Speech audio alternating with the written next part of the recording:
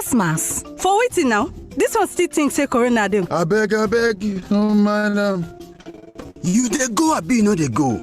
I no get time, oh. Oga, COVID-19 still dey town o. Abi una no dey see the daily update for NCDC? Abeg o, make we dey wear our face masks because person wey get corona, e no dey show for body o. Na true. But I don tire to dey wear this face mask. Oga, I know plenty people wey COVID-19 don kill because the government don relax for this lockdown matter. No mean say make we sef relax on protecting ourselves o. If we catch this corona, we fit give our family member if we no dey careful. My country people, make we dey practice physical distancing, wash our hands with soap and running water, and make we wear our face masks every time. Na true, my sister. Corona dey kill, especially old people like us. Na we dey at risk. Abeg wear my face mask. Make una wear una face mask o. From today, anybody wey no wear face mask no go enter my motor. No face mask, no entering.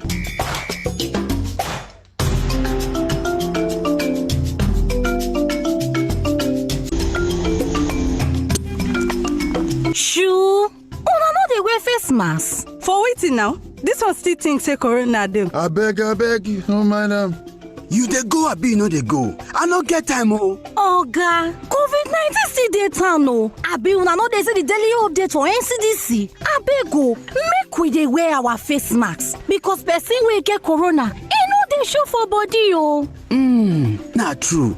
But I don tire to dey wear this face mask. Oga, I know plenty people wey COVID-19 don kill because the government don relax for this lockdown matter. No mean say make we sef relax on protecting ourselves o. If we catch this corona, we fit give our family member if we no dey careful.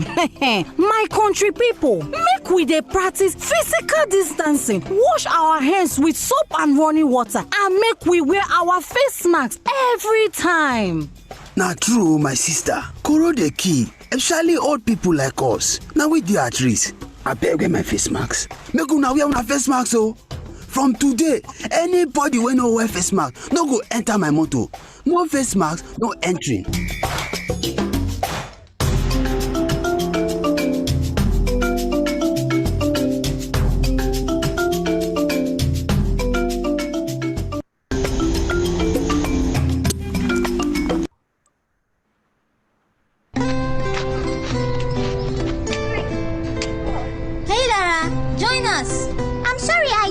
The coronavirus is still in town. You seriously will not play with us again? Please don't be ridiculous, Lara. Life is back to normal. But people are still getting sick and even dying from COVID-19. Lara is right. So, what should we do? We must wash our hands regularly with soap under running water for at least 20 seconds. To help us remember, let's sing Happy Birthday song twice to an imaginary friend.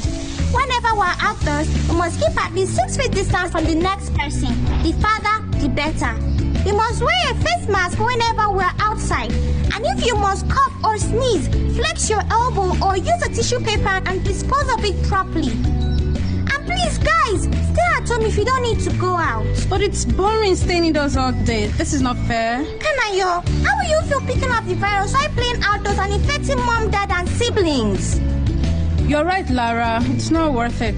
Hey guys, let's form a squad called Operation Run Out Coronavirus. We'll practice all the preventive measures put in place by officials and encourage everyone around us to do the same. Roger that!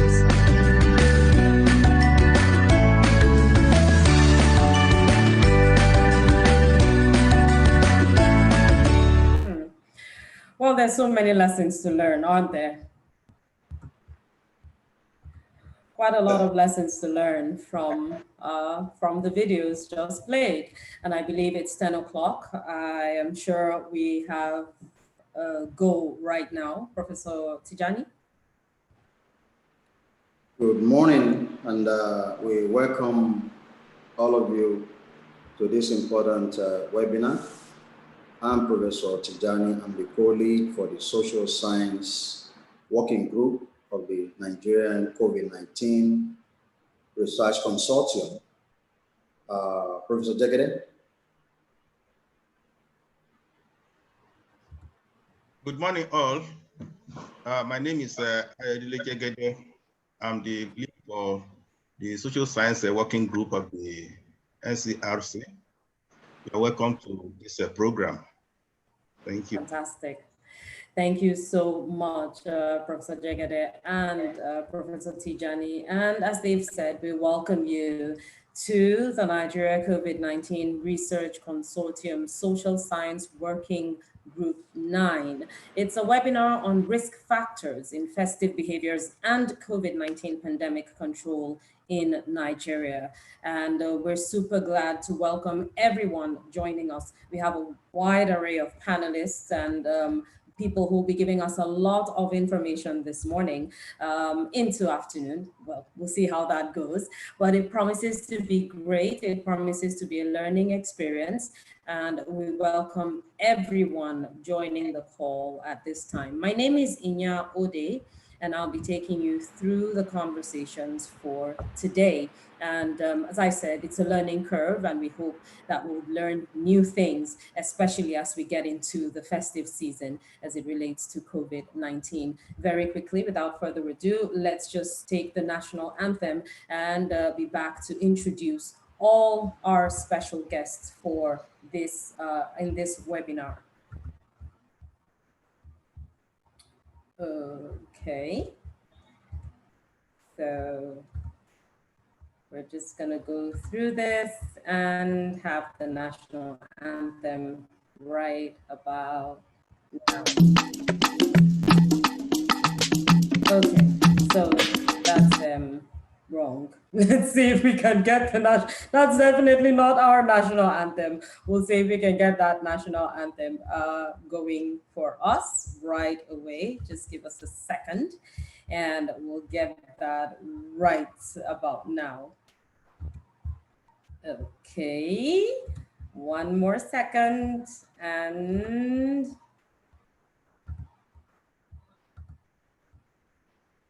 we are good to go. The national anthem. Arise, O compatriots, Nigeria's call obey, to serve our fatherland with love and strength and faith. The labor of our heroes past shall never be in vain. To serve with heart and might, one nation bound in freedom, peace and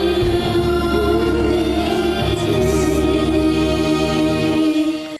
Indeed, it's such an honor to be here at this webinar, and I'm super honored as well to welcome you all. I know if we're in a hall, all of us will be standing, you know, for the national anthem, but it's okay. It's a webinar, so we'll permit you to sit for the national anthem. Anyway, I welcome you all once again, and just to introduce a few people who are going to be taking us through the conversations for today. It's my honor they've already introduced themselves, Professor Ayodele Jegede and Professor Hakeem Ibikunle Tijani, working in the background to ensure that, yes, we have a smooth sail this morning. Thank you again, sirs. Also to welcome the Vice Chancellor of the National Open University of Nigeria, that's Professor Abdallah Uba Ademu. You're welcome, sir. Thank you so much for joining us. The chairman of this webinar is Dr. Ibiawuchi Francis Amagu of Noun and Apollos University in the United States. You are welcome, Mr. Chairman.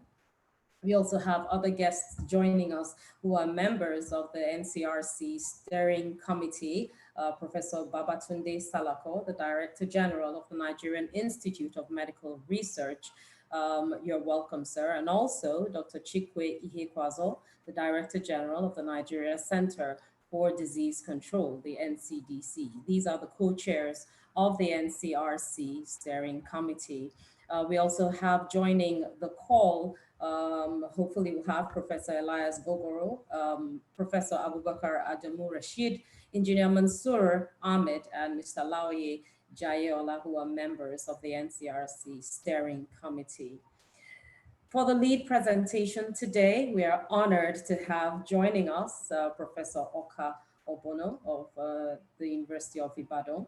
We'll get to introduce him a bit more later. And our two panels, the panelists are here present, Professor Ifoma Okoye of UNN, Professor Ismaila Zango of BUK, and Professor Uche Isugo Abanihe, former VC of Paul University in Awka. And for our second panel, we have Professor William Brigger of Johns Hopkins University in the United States, Professor Grace Joktan of Noun, and Dr. Chinwe Ochu of NCDC. It's going to be a great learning curve, and I do hope that we are all prepared and ready to take this on. I would like to respectfully ask that we all stay muted unless and until we're asked to unmute. If we have questions, if we have comments, whatever it is that we have to say, please share in the chat box. Your questions will be lifted from the chat box and shared with the various panelists at the right time. So just a few housekeeping rules for everyone. And please just stay on the call, because at some point we'll have a group photograph where I'll ask everybody to smile, yeah, and we'll come out for the group photograph. So please just be prepared for that. Well, without further ado, let me go straight into this program as we welcome the chief host of this event, the Vice Chancellor of the National Open University of Nigeria, Professor Abdallah Uba Adamu, to share his welcome address for 5 minutes. You're welcome, sir. Over. Good morning. I'm actually going to be reading the Vice Chancellor's brief remarks, and it is indeed a great pleasure. He is unable to join us this hour. There is a council meeting going on in the other building, and as you know, council is a serious business, just like ours. Unfortunately, we couldn't shift this. So he has asked me to pass on his felicitation and delight. So I will just read instead of trying to come up with some stuff. So it goes thus. Today is another glorious day in the history of NOUN, and indeed the CEMGS, that is the Center of Excellence in Migration and Global Studies, as well as the collaboration with Nigerian COVID-19 Consortium Research. I am delighted to welcome all of you to this significant virtual, informative, and people-focused webinar. The list of presenters and the foci are germane to diffusing the disruptive COVID-19 pandemic, as well as providing great learning moment for all. I am sure that learning will occur at the end of this milestone event, marking the first of the truly collaborative effort. Let me state emphatically that wearing masks is important and really saves lives. We model, enforce it, and continually talk about it on our campus. Again, I welcome all of you and wish you all a fruitful deliberation. Thank you. Abdallah Uba Adamu, Professor and Vice Chancellor, National Open University of Nigeria. Thank you. Thank you, Professor Tijani. We'll be sure to let him know you delivered his message very well to the House. Thank you once again for sharing that. Right, moving on very swiftly with the program, let's get to listen to our chairman. The chairman's address is up next, and we're super honored to have joining us Dr. Ibiawuchi Francis Amagu, who is of the National Open University of Nigeria and also the Apollos University in the United States. Over, sir.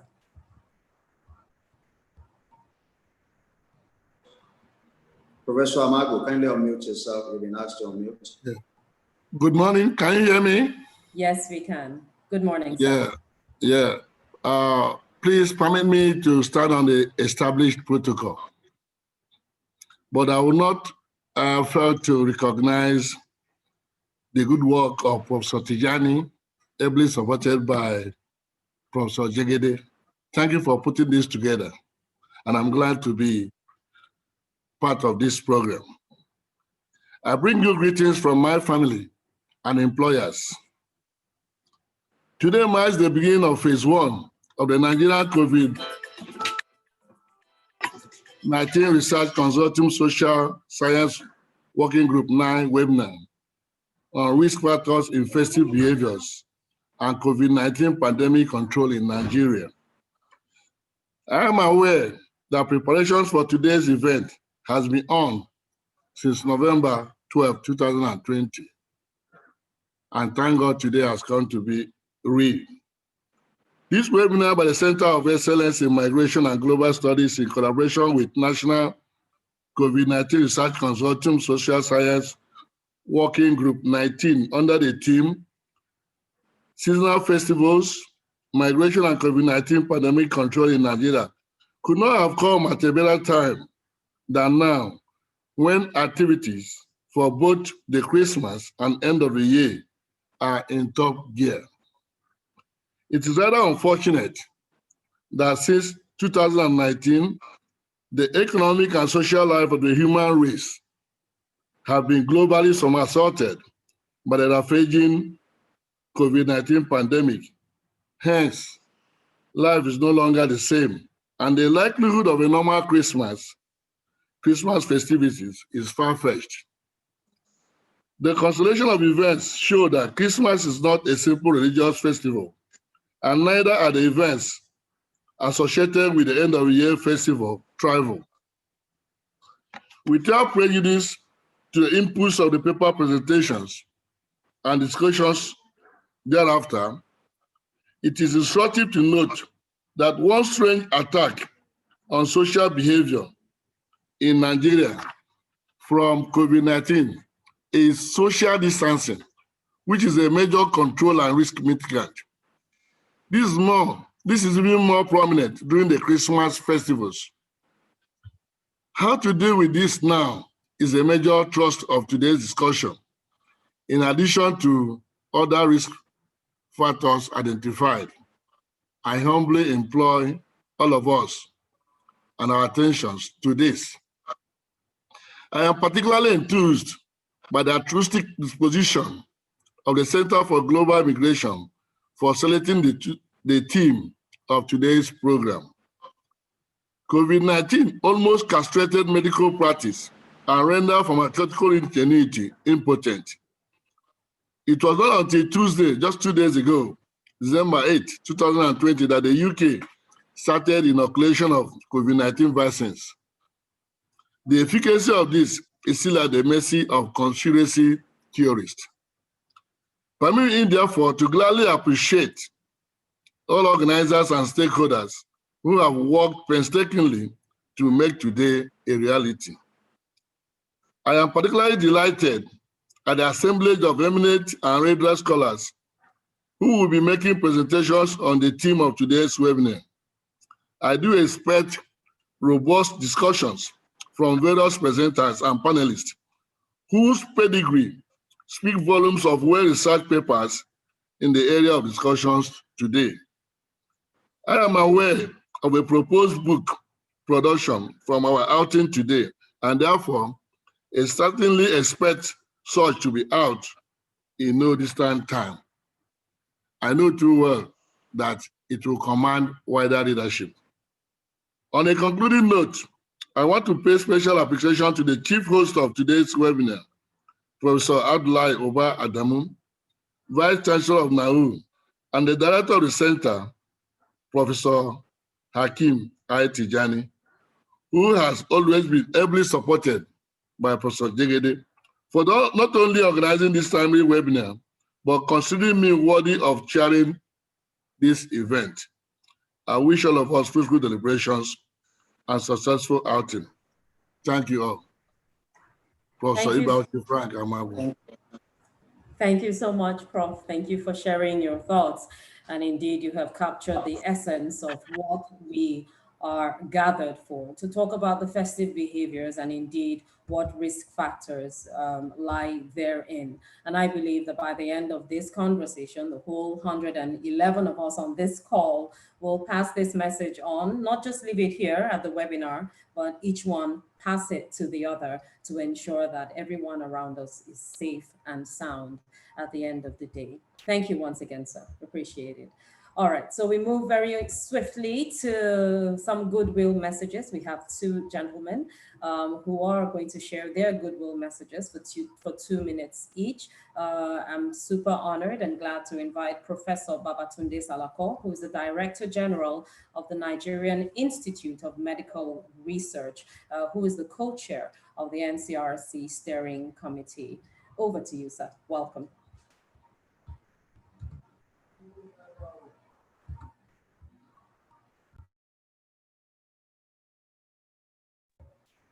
Okay, thank you very much. Good morning to you all. I'm quite happy and excited to be part of this discussion this morning. I want to first and foremost congratulate the organizers and the Social Science Working Group of the NCRC for coming up with this very important topic at this point in time. There cannot be a better time to discuss issues like this than now that we are a few weeks to the festivity period. My concern is that we'll probably be talking to the converted, all of us joining this webinar. Those who will be involved in the risky behavior are probably not captured as we speak. So we must find a way from the recommendation coming out of this discussion, how we can get to a wider audience, perhaps through their religious houses, to ensure that whatever recommendations that we are able to come up with this discussion are correctly and appropriately passed on to them. Then we would have done a very good work. I want to say that the STIACO of the NCRC is in support of what we are doing. And certainly as we represent government through the NCDC, we will appreciate the recommendation that will come out of this so that we can pass it on for appropriate action. At best, I expect that our recommendations will include a kind of public awareness that will be peculiar to the festive period that we can share on electronic and print media from the next 1 week so that we can be able to prevent or in fact reduce the recently increase in number of COVID-19 cases that we are getting. I imagine that this may be coming from the NSAS issues that came recently where a lot of people got mixed together and threw caution to the wind, not using the MPIs that have been advised by NCDC. And it is very likely that we may be seeing the same thing if we do not educate people and warn them of the danger of COVID-19 infection and to let them know that the disease is still with us. Lastly, I want to once again congratulate the organizer, and I look forward to a very fruitful and entertaining discussion on this. Thank you. Thank you so much, sir, for sharing your thoughts. We appreciate it. I wish we could all give you a round of applause, but it's okay. Thank you, sir, once again for sharing your thoughts. And indeed, what you said about preaching to the converted, well, I don't know. That's why we'll keep insisting on each one tell one, and we'll definitely find ways of sharing this information to a wider audience. As you mentioned, 474 new cases of COVID-19 as at yesterday, the 9th of December, 2020. And this is spread across different states of the Federation, with the FCT actually recording the highest, 180. Well, Dr. Chikwe Ihekwazo, the indefatigable Director General of the Nigeria Center for Disease Control, is also the co-chair of the NCRC Steering Committee, and I'm sure he has a few words to share with us. Over to you, sir. You're welcome.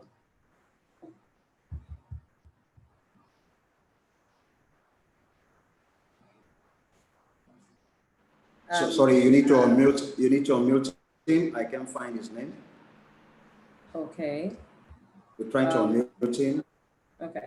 Dr. Ochu?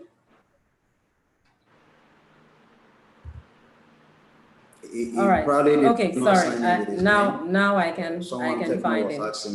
Yes, here he is. Thank you very much, Inya, and You're thank welcome. you. Welcome to everyone attending this. Really, this is to align myself on the words that my brother, Professor Salako, has already said.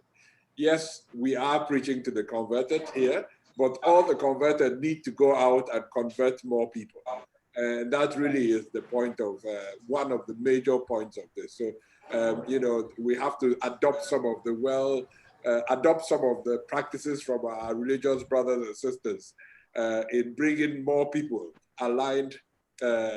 They do it to the faith, but we are trying to bring them into the behavioral patterns that we need absolutely to protect the small gains we have. Just to say that what we have, the gains so far are still very fragile, very fragile. We have many months to go before we will lay our hands on any vaccine. So now is not the time to start celebrating the work that we've done. Now is the time to knuckle down and raise our voices, because once we go home, there will be antagonists to our voices. People will say that this funeral is too important for people not to gather. This birthday party is too important. We can't push it anymore. We as scientists have to provide a counter argument for that, that whatever sacrifices we are making now will protect us for a lifetime. So please, colleagues, we need to, yes, listen today, reinvigorate ourselves, re-inspire ourselves collectively, and then take the messages out there. So thank you very much to all the colleagues, our partners, collaborators that have put this together. I look forward to an exciting session ahead. Thank you very much, Inya.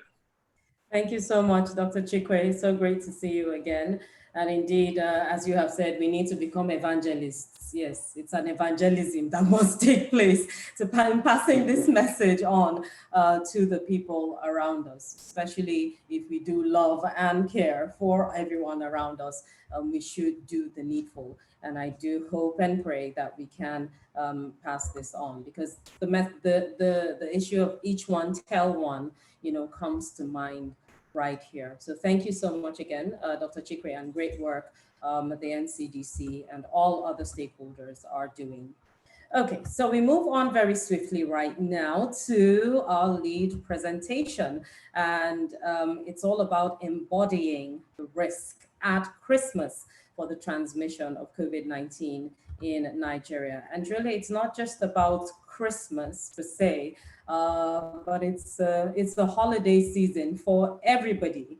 You know, people find themselves traveling more, they find themselves doing a lot more this season. We do find a lot of risky behavior going on as well this season, and that's why it's necessary for us, every one of us, you know, to just be involved and be ready to share the thoughts that we have to ensure everyone stays safe. I'm super honored and very glad to introduce our lead speaker for today, Professor Oka Martin Obono, who is a professor of sociology at the University of Ibadan, who's the chair of the UI Demography and Population Studies Unit, a former director of the Center for Human Resource Development, a former director at the Center for Peace and Conflict Studies, now the Institute for Peace and Strategic Studies. He's a principal strategy consultant to the Economic Community of West African States, ECOWAS, on the Community Strategic Framework 2016 to 2020. He's a member of the Technical Advisory Board, the Center for Public Policy Alternatives, and the president of YACO Academic Society. He has previously taught at the University of Calabar, Brown University, Bowen University, Leiden University in the Netherlands, the University of the Western Cape, South Africa, and served as temporary advisor to the WHO from 1996 to date. Distinguished guests, ladies and gentlemen, do join me to make welcome our lead presenter for today, Professor Oka Martin Obono. Over. Thank you very much for those very kind words of introduction. It's a pleasure and a privilege to give this lead presentation. I believe the technical crew has slides which we can share with our distinguished audience here on the subject of embodying risk at Christmas for the transmission of COVID-19 in Nigeria. If those slides can be shared now, we can get straight to it. Otherwise, I can have sharing rights and can share from my laptop here, whichever way. Professor Tijani, can the slides be brought up from your end, please? Share from your laptop. Okay, then. I need to have sharing. You need to make it possible for me to share from here, host. I'll make you a co-host now, so you can share. Make me a co-host, I'll share from here. So basically, while that is going on, we will not be looking. Okay, thank you very much, Professor Tijani.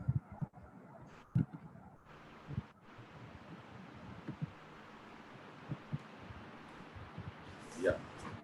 Can we see this on the screen? Embodying risk at Christmas for the transmission of COVID-19 in Nigeria. Right. Professor Tijani, can you see that, please? Yes, sir, we can see it. Okay, yes, we can see it. We can see the image of a Santa Claus, with his mask appropriate. Except that he's a white man. Yeah, I know that's there, but can I just carry on with the conversation as it is? Please go. In a globalized universe, this no longer really matters. And the main point of the presentation is to show that we have a masked up Santa Claus who is not just completely given over to the celebrations of the moment, but is actually aware, like most African literature and philosophical writings have indicated through time, that in the midst of happiness, there is danger. In the midst of happiness, there is danger. We'll come repeatedly to that particular concept as we proceed with this presentation.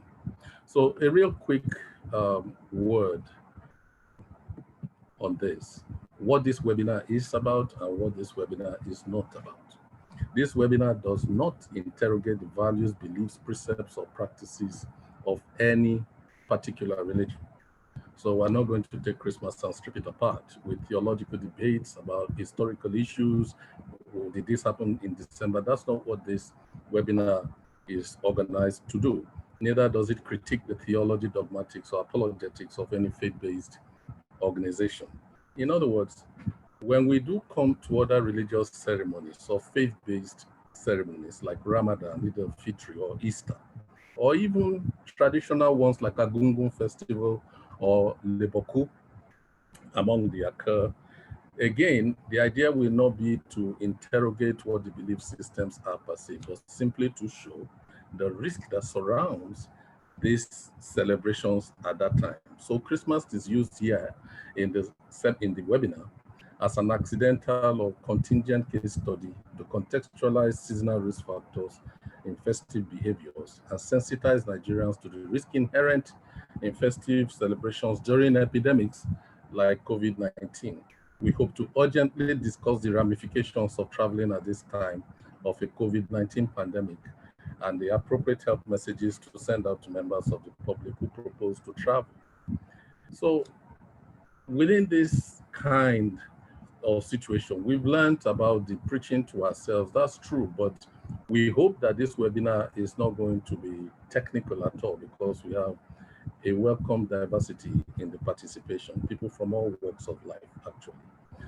There will be a book that will probably be out by mid next year where these issues will be fleshed out in a more systematic and perhaps technical manner, and that book will also be widely available. So the context of this is that in Nigeria, where authorities have recorded in excess of 70,000 confirmed cases and more than 1182 deaths, the forthcoming Christmas holidays are a corollary of America's Thanksgiving ceremonies and the travel itineraries and the surges upon surges that came with that. So it's a recipe for the rapid spread of the coronavirus across the 774 local government areas and 36 states of the Federation. This year, 2020, in particular, Christmas will be occurring at a time when Nigerians had recently emerged from a lockdown during which people came under tremendous physical, psychological, social, economic, and spiritual pressure. There were numerous unintended social consequences of that lockdown. Depression rates soared. There was pandemic fatigue and at present widespread apathy. People seem to think that the COVID-19 pandemic is something that's out there, but it's not really affecting them. So they are proceeding as if this is not what we experienced in this country. So the holidays, because of this pressure, present a perfect opportunity for Nigerians to exhale, a good time to reunite with family and loved ones after what is perceived as a most difficult and challenging social, medical, and financial year. That's the backdrop to what we are doing. We need to be able to take that on board in order to make the kind of recommendations on cultural education, how to remanage culture, how to realize that there are needs that the people have, but in addition to those needs, there could be risks which have to be mitigated. If you look at the update on COVID-19 cases, new cases up to 2 days ago, you will see in the middle between, say, in the June to July area, you can see a spike that goes up and then it starts coming down, descending towards October. And then after October, and we've already heard about the possible implications of the NCRC protests, and the Social Sciences Committee in this consortium is actually looking in that direction as well for a careful study of the ramifications of those protests and how they were handled. But then you suddenly see it rising again. So up to December 8th, just 2 days ago, you can see 550 new cases recorded, and it's on an upward swing. To the right of the graph, you can see that there's an upward swing, which is rising to meet the near 700 figures that you had clustered around June and July. So we need to ask ourselves, why is it that this December figure is beginning to rise again? I mean, holding the issues of testing constant and all of that. You could see that travel and mobility movement is implicated in the June-July rates because the lockdown had just ended. People were seeking to exhale again, and they were beginning to move about again. Those who were trapped where they were now returning, and there was the whole country was just in flux, in transitional flux at that time. And this could have also led to the high rates that you find of new cases in June, July. And that's the kind of thing that's already happening in December. You know, people are moving more. They want to wrap up the year. There's so much to do, preparations for funerals, for weddings, for crusades, for all kinds of meetings. That kind of movement is already accelerating now. If it were not for the benefit of virtual media, by now we all would have had to travel to a central place like in Abuja. So there's a whole lot of movement taking place, and it's going to intensify as we approach December 25th. This is the context in which we are embodying risk at Christmas for the transmission of COVID-19 pandemic. Now, from a social science perspective, we're not looking at Christmas, we're looking at Christmas more as an essential human activity, what anthropologists describe as a rite of intensification. A rite of intensification is something that occurs at the group level, unlike what is known as rites of passage. That one is at the individual level. A rite of passage is typically something like a marriage ceremony where somebody moves from the single state and becomes married. Somebody moves from being a student to becoming a graduate. Those are rites of passage. Some rites of passage also can also be seen as rites of intensification, because a rite of intensification is a ritualized means by which group solidarity is reaffirmed and reinforced. Human beings do need to come together whether it is to celebrate the naming of a child, a newborn baby, or for wedding purposes or for funerals. They come together to assert that deep knowledge that everybody has as a human being, that we're all together in this world. The world is a boat and we are all its occupants. So we need to come together regularly, whether as family or friends, to celebrate things in order to reaffirm and reassert unity and solidarity. Once that is taken away, humanity actually disappears. So it carries, as Christmas, the same associational risks as does, and as indeed did Thanksgiving in the United States. We could remember Dr. Anthony Fauci talking repeatedly about the surge that accompanied travel for Thanksgiving in November in the United States, and the surge that accompanied return of those who had traveled. That this also is clear from Saudi Arabia, where there are, new management regimes for the pilgrimage, the Ramadan, and any other religious or non-religious activity that brings large crowds together, like the Europa, like La Liga, like Premier League in the UK. It doesn't have to be a religious thing per se. The critical thing is that people move and then congregate in very large numbers for a long period of time, and this is very critical for the transmission of the coronavirus. So the issue here is not about a theological discussion, is that surrounding Christmas, I'll be showing in this lead presentation that there are 4 dimensions, 4 domains of the risks that, and to adopt that, to anticipate that there will be the risks at origin, that is pre-travel risks. Then there will be risks during travel. Then there will be risk at destination. And then there will be risk at origin again, post-travel. We'll deal with this as we proceed. So in unpacking Christmas, we will suggest that while the novel coronavirus is by definition a new cause for global epidemiological concern, the association between festivities and collective human risk is not.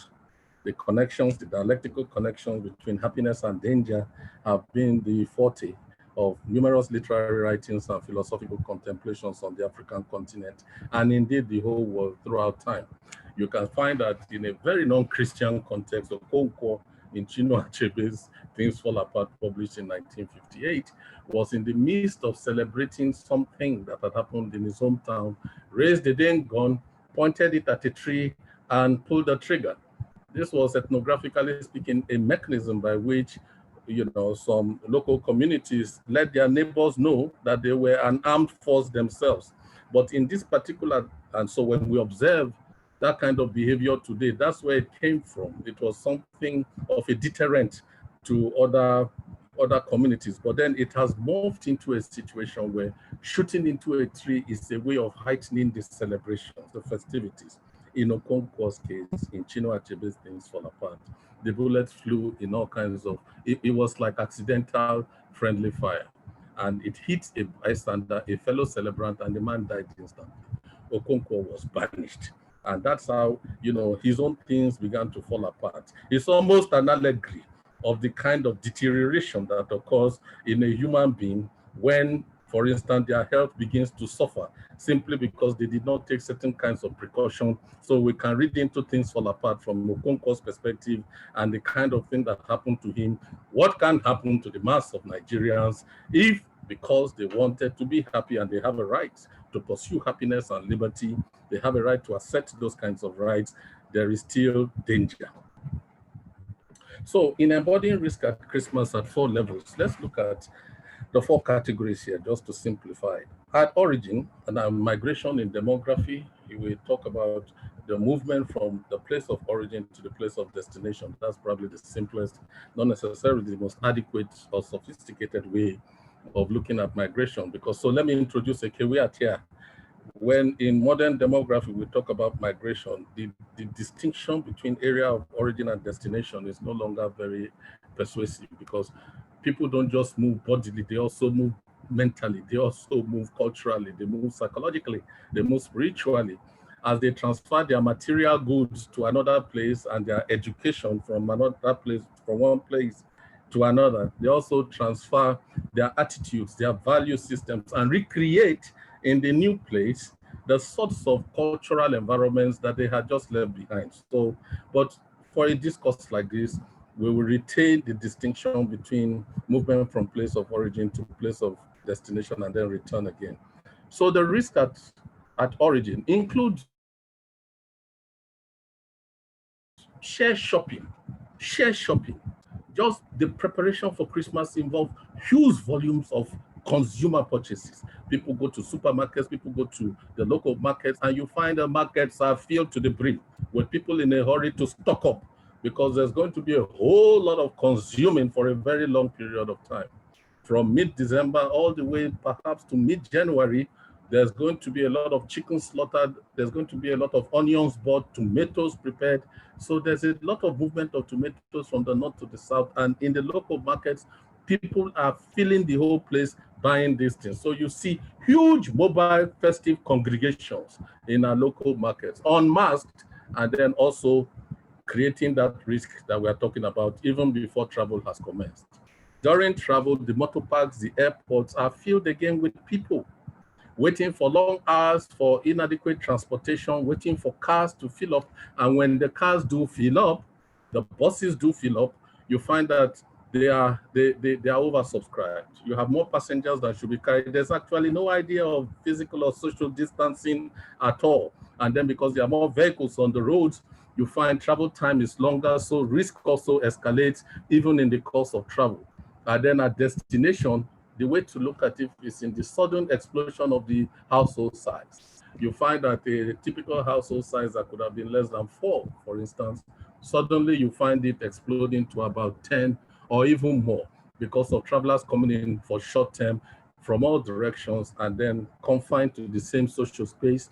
At destination, you have friends having drinks, you have friends sharing food, you have family meetings, you have church programs, you can have crusades, you can have, and then people now time for economic reasons and the logistics also, events like weddings, like funerals and such events so that people don't have to travel twice in the course of the year. This year in particular, the uncertainty that the lockdown introduced meant that numerous people who did die during the lockdown made it very difficult for people, for their families to actually plan when best to bury them. Because of the lockdown, people couldn't come together as swiftly as they could. You know, and Nigerians just have this notorious tendency to die without giving people adequate information. So they just die when they feel it's convenient for them and they don't let their families know in time. So it complicates a lot of issues. And this particular year, the corona pandemic aggravated those complications. So it's all clustering unusually in December, okay? So it's a very manifest risk that we are discussing at that time. What kind of messaging will we send to people who are grieving, plus people who are also happy? Because some people that you find at the funerals that same Saturday will be at a wedding. So it's complicated messaging. How do we prove ourselves empathetic in order to send messages that resonate with different kinds of people whose emotional intelligence may vary from one place or one group to another? And then in return, to the point of origin, post-travel, usually you find that the Nigerian household that had traveled is drained of its financial resources. So it has to make, careful trade-offs in its decision-making as far as what to prioritize in terms of its health and how to pay its rent, how to pay school fees. And such decisions actually, though the Christmas is over, it casts a pall in the new year. And that's where you have the famous groundnut kind of soup. So people have minimal resources. How are we going to engage with how they have to manage this, even when they may have depressed immunity? At that time, they may be more fatigued, they may be stressed out by things which come around every January. These are the kinds of risks that surround Christmas, not as a religious event at all, but just as a human activity that brings people together for long periods. And this is a sequence of mitigation and control proposed. We need to explain by observing these events, analyzing the risk, presenting the evidence, documenting this, and mobilizing consciousness. And then predicting by projecting these risks, problematizing scenarios, and then prescribing what needs to be done under these complex social situations. And then control it, measuring the risk, managing the risk, deploying resources adequately, monitoring progress, and evaluating in order to alleviate the situation. So to conclude, Christmas here is an event. Again, it's not because of its religious undertones and overtones, which in the regime of the COVID-19 pandemic could promote super spreader events in the same way of festivities that increase unprotected human contact could do, whether it's football, whether it's hockey or not. There is thus an Achibian quality to Christmas 2020. In the midst of the celebrations, there is the risk of a surge in transmission and a surge upon a surge in the return migratory flows. In the one direction, intra-southern movements, the Ekiti Christian, the Igbo Christian in Ekiti, migrating to Enugu home in order to have Christmas and then returning to Ekiti after it's over, and the Yoruba Christian from Ekiti who works in Enugu going to Ekiti for the same purpose and then returning. So intra-southern movements will be there, and then the dominant southwards pattern from the north is to be identified. And then this again will be reversed in January. So you have a movement of risk in one direction and internally, and a reversal of that flow. If transportation and movement are not regulated, there could be simultaneous super spreader events in all motor parks and airports across the country. Internal migration will play a huge role in driving the spread of the virus this December. Exhalation, social exhalation, therefore, could have consequences. It is important to balance the natural need to be close to loved ones with the need for all, including those loved ones, to stay safe. This is, thank you very much for your attention. This is the dominant idea behind this lead presentation, that we need to realize that people need to travel. There is a very deep-seated human, spiritual, functional, cultural, psychological, emotional need for people to migrate at this time. But migrate in what forms? Migrate at what time? With whom? For how long? What do they do at the point of destination? What can we do to manage markets better, to keep people safe so that they can return to those markets the next year? These are the issues in the embodied risk that we have in Christmas, a very lovely season that spreads goodwill and peace across the world. God knows we need that so much. But right now, this year, this time, after the lockdown, there is risk, there is danger implied, even in the happiness that we foresee this December. Thank you very much, Madam Moderator. You've been such a good person, giving me so much time. Thank you. Appreciate you, Professor Bono. I mean, you've said so much. You know, what's stuck in my mind is taking risk everywhere. We're taking risk to our villages, bringing the risk back, you know, to our places of domain. And that's not a pretty picture at all. But the information you have shared is so vital. I see in the chat box, some people saying great presentation, and thank you, Prof, for this very informative presentation. Lots of BIC Bryce says fantastic and quite insightful, and Abba Badamasi says well done, Prof. I mean, it's very informative, and thank you for breaking it down to the barest minimum for everyone, you know, to participate and indeed understand the risks that we are dealing with. Thank you once again, sir. We appreciate it. All right, let's move on right now to our first panel discussion. And on this panel, we have 3 presenters, and they'll be speaking for 10 minutes each. And we hope and pray that they will definitely stick to their time. We're going to be talking about, first of all, the seasonal patterns of disease transmission in Nigeria. And we're super honored and glad to have one who has been in this field speaking about this. That's talking about Professor Ifeoma Okoye of the University of Nigeria, Nsukka. She is a professor of radiology and the director of the University of Nigeria Center for Clinical Trials and the chairman of the Nigerian Clinical Trials Technical Working Group. She's the founder and co-chair of the African Clinical Trial Consortium, the editor of both the West African Journal of Radiology and the Journal of Medical Women Association. She's a principal investigator in many collaborative research studies and past observed, and she's the board of Union for International Cancer Control, the Nigerian delegate to the UN HLM on NCDs, the past president, Association of Radiologists in West Africa,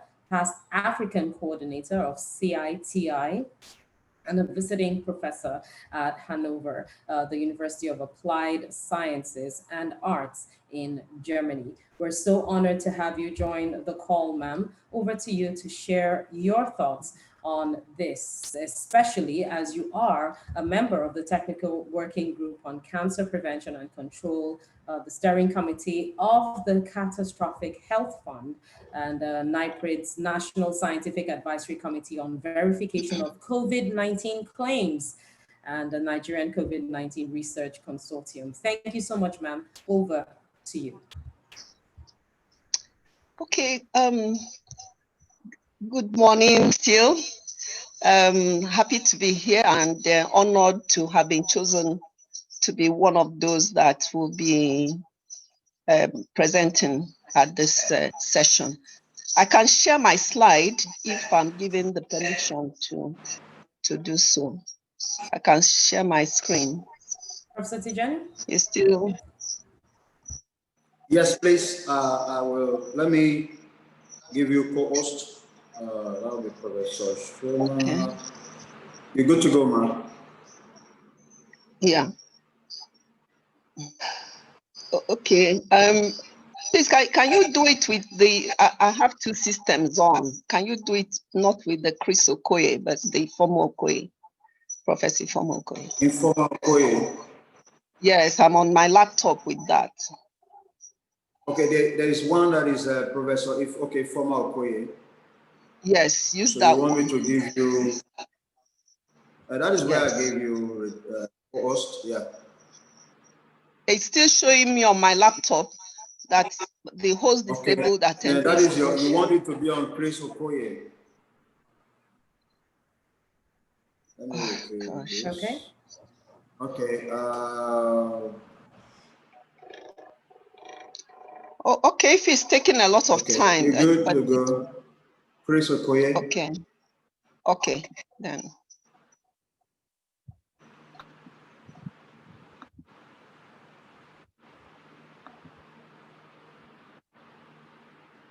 I see my screen. We're waiting for your screen, man. We can't see it yet.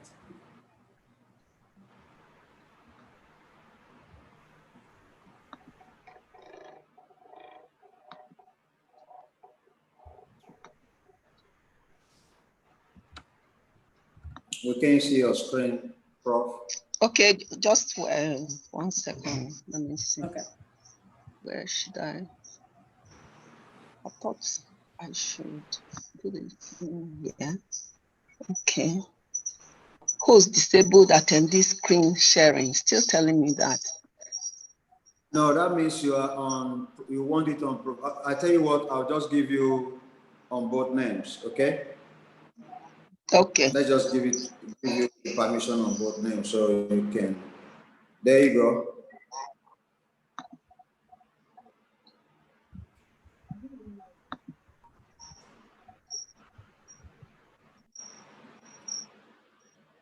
Are you able to now? So I think you can share right now, ma'am. Share. There we are. Okay.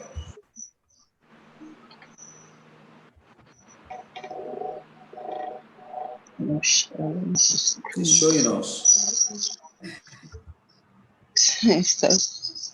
Now we see it, but okay. Are you seeing it now? Yes, we can. We see it. Oh, okay, Can great. we just share on your behalf? So you are showing my face. You're not seeing You're not seeing it yet. We can see it. Let's just share on your behalf. Oh, it's easier for me to share. We can see it. You can see it now.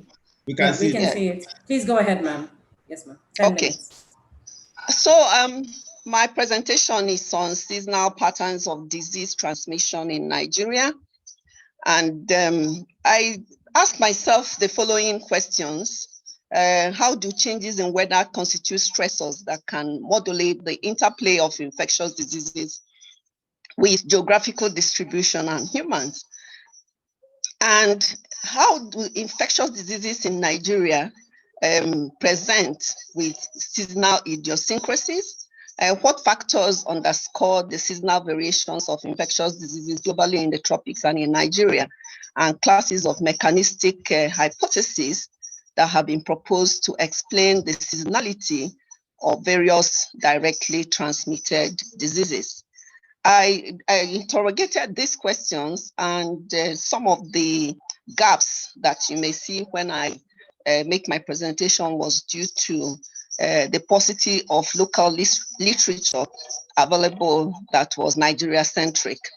So change in weather, such as temperature changes, rainfall, harmattan, is actually a strong influence for infectious disease outbreaks and is acceptable.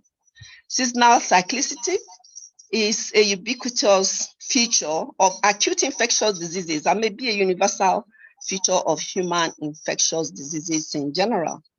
So seasonal variations in weather actually constitute stressors that not only impact infectious disease transmission patterns, but also modulates the interplay of infectious diseases with geographical distribution, disease vector pathogen, and host human susceptibility.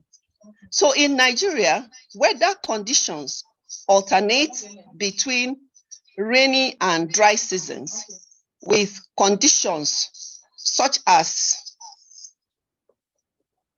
rainfall, humidity, and sunlight being documented as influencers of host susceptibility to infectious diseases. So let's look at the seasonal infections of humans, which actually range from childhood diseases. These are the ones we knew as medical students, such as measles, diphtheria, chickenpox, to fecal oral infections, such as cholera and rotavirus vector-borne diseases, including malaria, and even sexually transmitted gonorrhea because of human behaviors. So despite the near ubiquity of this phenomenon, the causes and consequences of seasonal patterns of incidence are actually poorly understood. Now, I want us to address 4 main mechanisms that are shown to be drivers for seasonal transmission of human infectious diseases. And they are survival of pathogen outside the host, host behavior, host immune function stroke competence, and abundance of vectors and non-human hosts. Now, some authors have also added seasonal variations in vitamin D levels and seasonality of melatonin as one of the major mechanisms that are drivers for seasonal transmission of human infectious diseases. So in this slide, I just wanted to show us the different months of the year and some of the varying infectious diseases that obtain in those months, and also the interplay of vectors, humans, and reservoirs. So survival, looking at the first mechanism, survival of pathogen outside the host. Each acute infectious disease actually has its own seasonal window of occurrence, which may vary in different geographic locations and even differ from other diseases within the same location. Now, the survival of the pathogenic organism outside the host depends on the characteristics of the environment, such as temperature, humidity, exposure to sunlight, acidity, and salinity. So rainfall or cloud cover on the environment provide climatic variables that actually drive annual peaks in disease incidence, which in turn is influenced by the routes of transmission, such as aerosol and droplets, of which we know that COVID-19, people are pointing fingers at that. This defines why the ability to survive outside a host is also likely to be an important cause of seasonal incidence for infections that are transmitted by aerosols, droplets, and fomites. For example, there is winter seasonality of influenza, which is driven by the increased survival of the influenza virus in air in situations of low humidity. Comparatively, in the tropics, low humidity drives the seasonal peaks in the incidence of respiratory syncytial virus. So the second mechanism is the host behavior, of which we are actually focusing on today in this webinar. Changes in host behavior, particularly patterns of movement and contact, have a strong tradition as explanations for the seasonality of infectious diseases.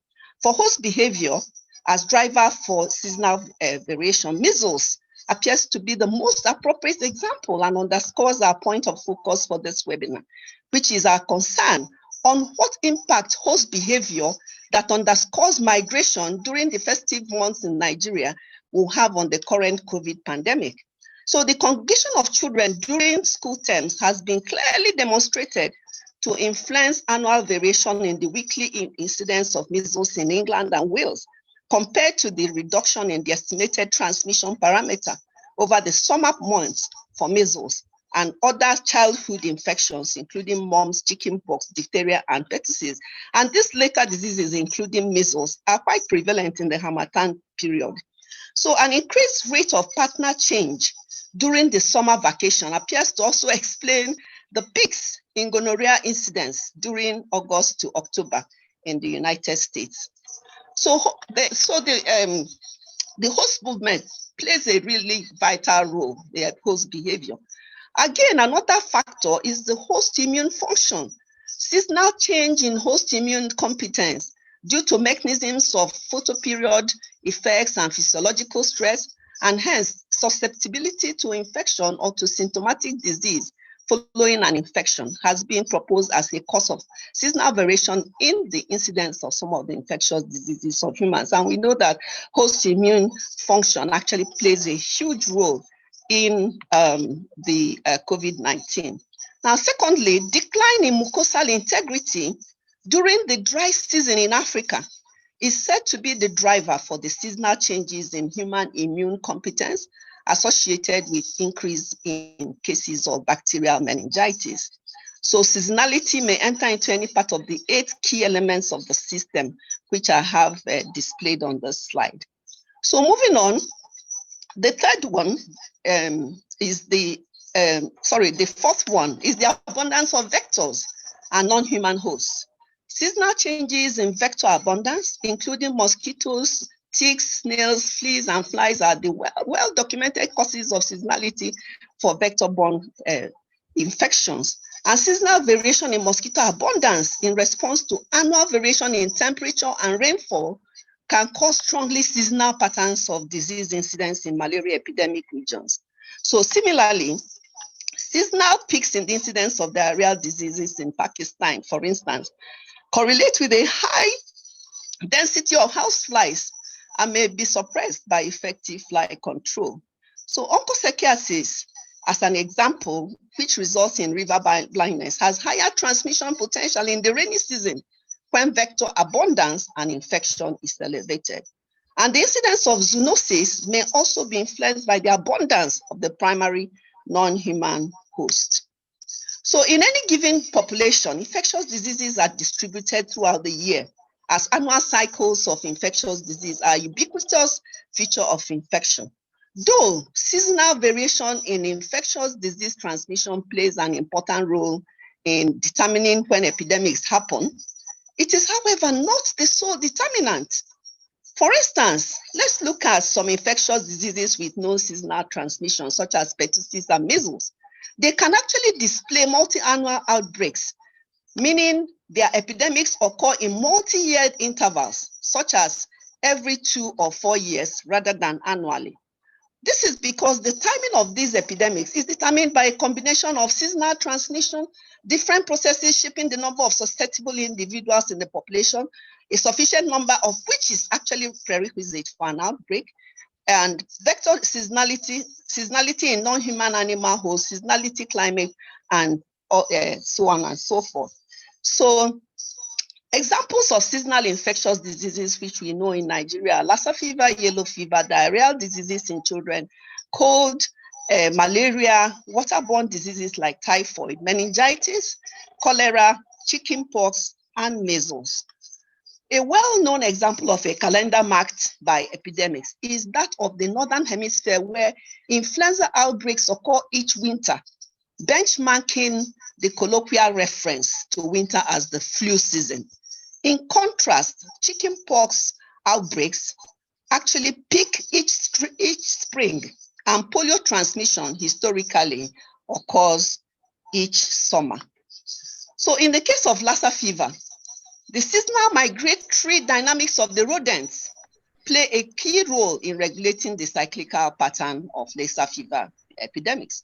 And the estimated timing of high exposure of humans to animals coincides with the time shortly after the start of the dry season, and it can be associated with the breeding season of these rodents in Nigeria.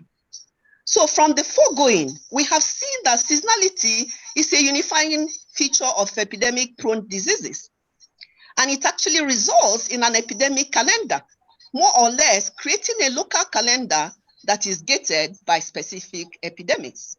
However, this concept of an epidemic calendar only prevails in the absence of control measures, which is what we have come today to see how we can put in control measures to ensure that this seasonality does not obtain for COVID-19 in Nigeria.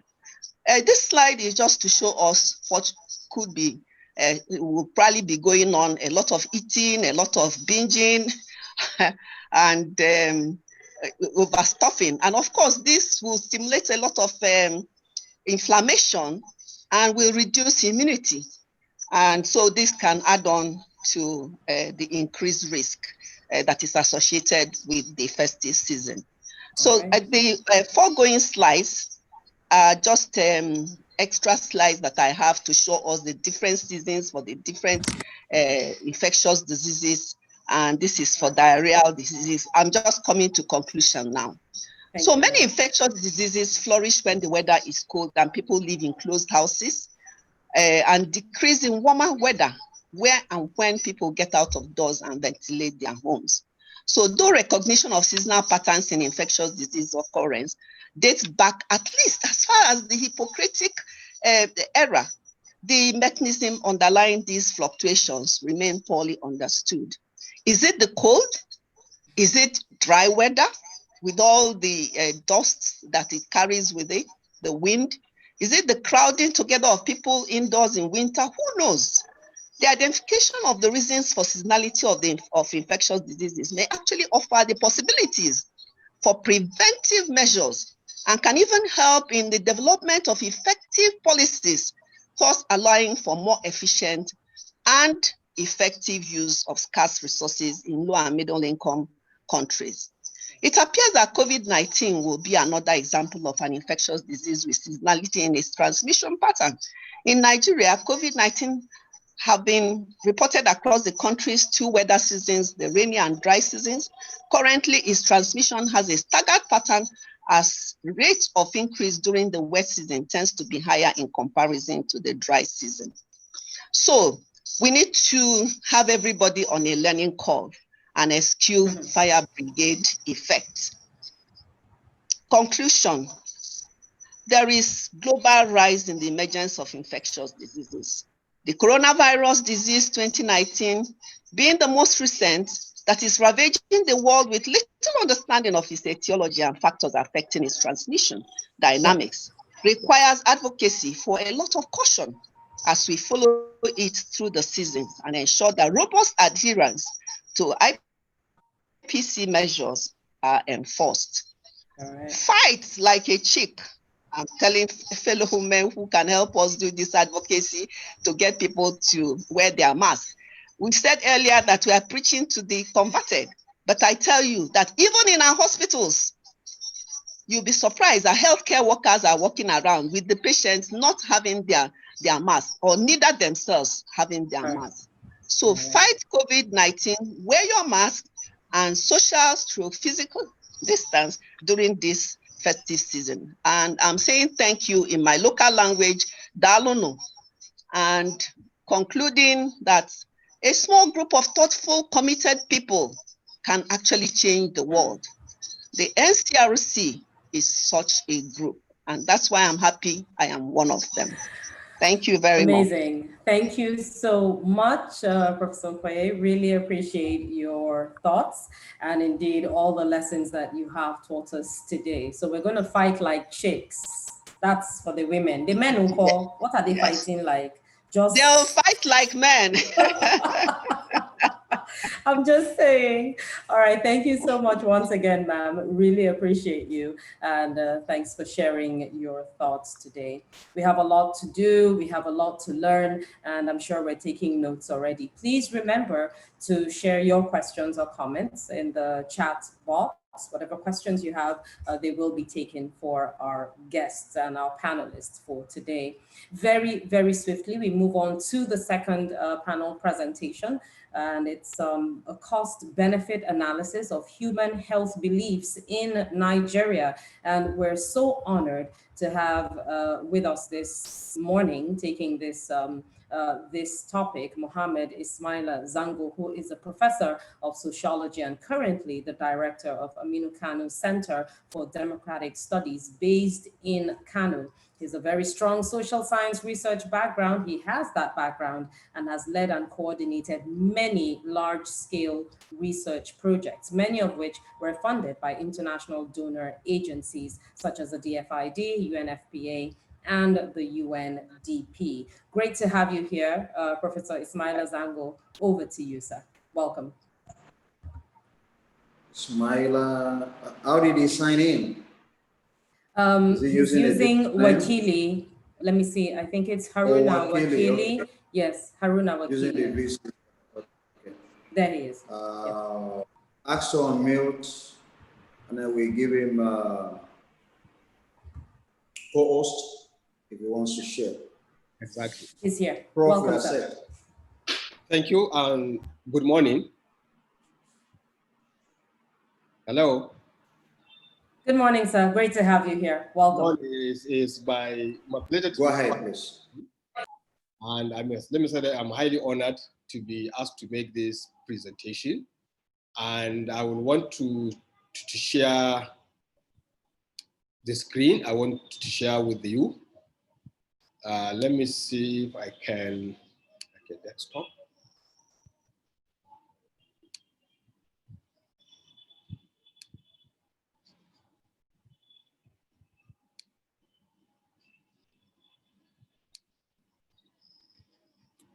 Can you see the screen? Yes, we can, sir. Oh, you can. Okay. Thank you. It needs to be. Yeah, there we are. Okay. Yes, you can see. You can see. Okay. Very good.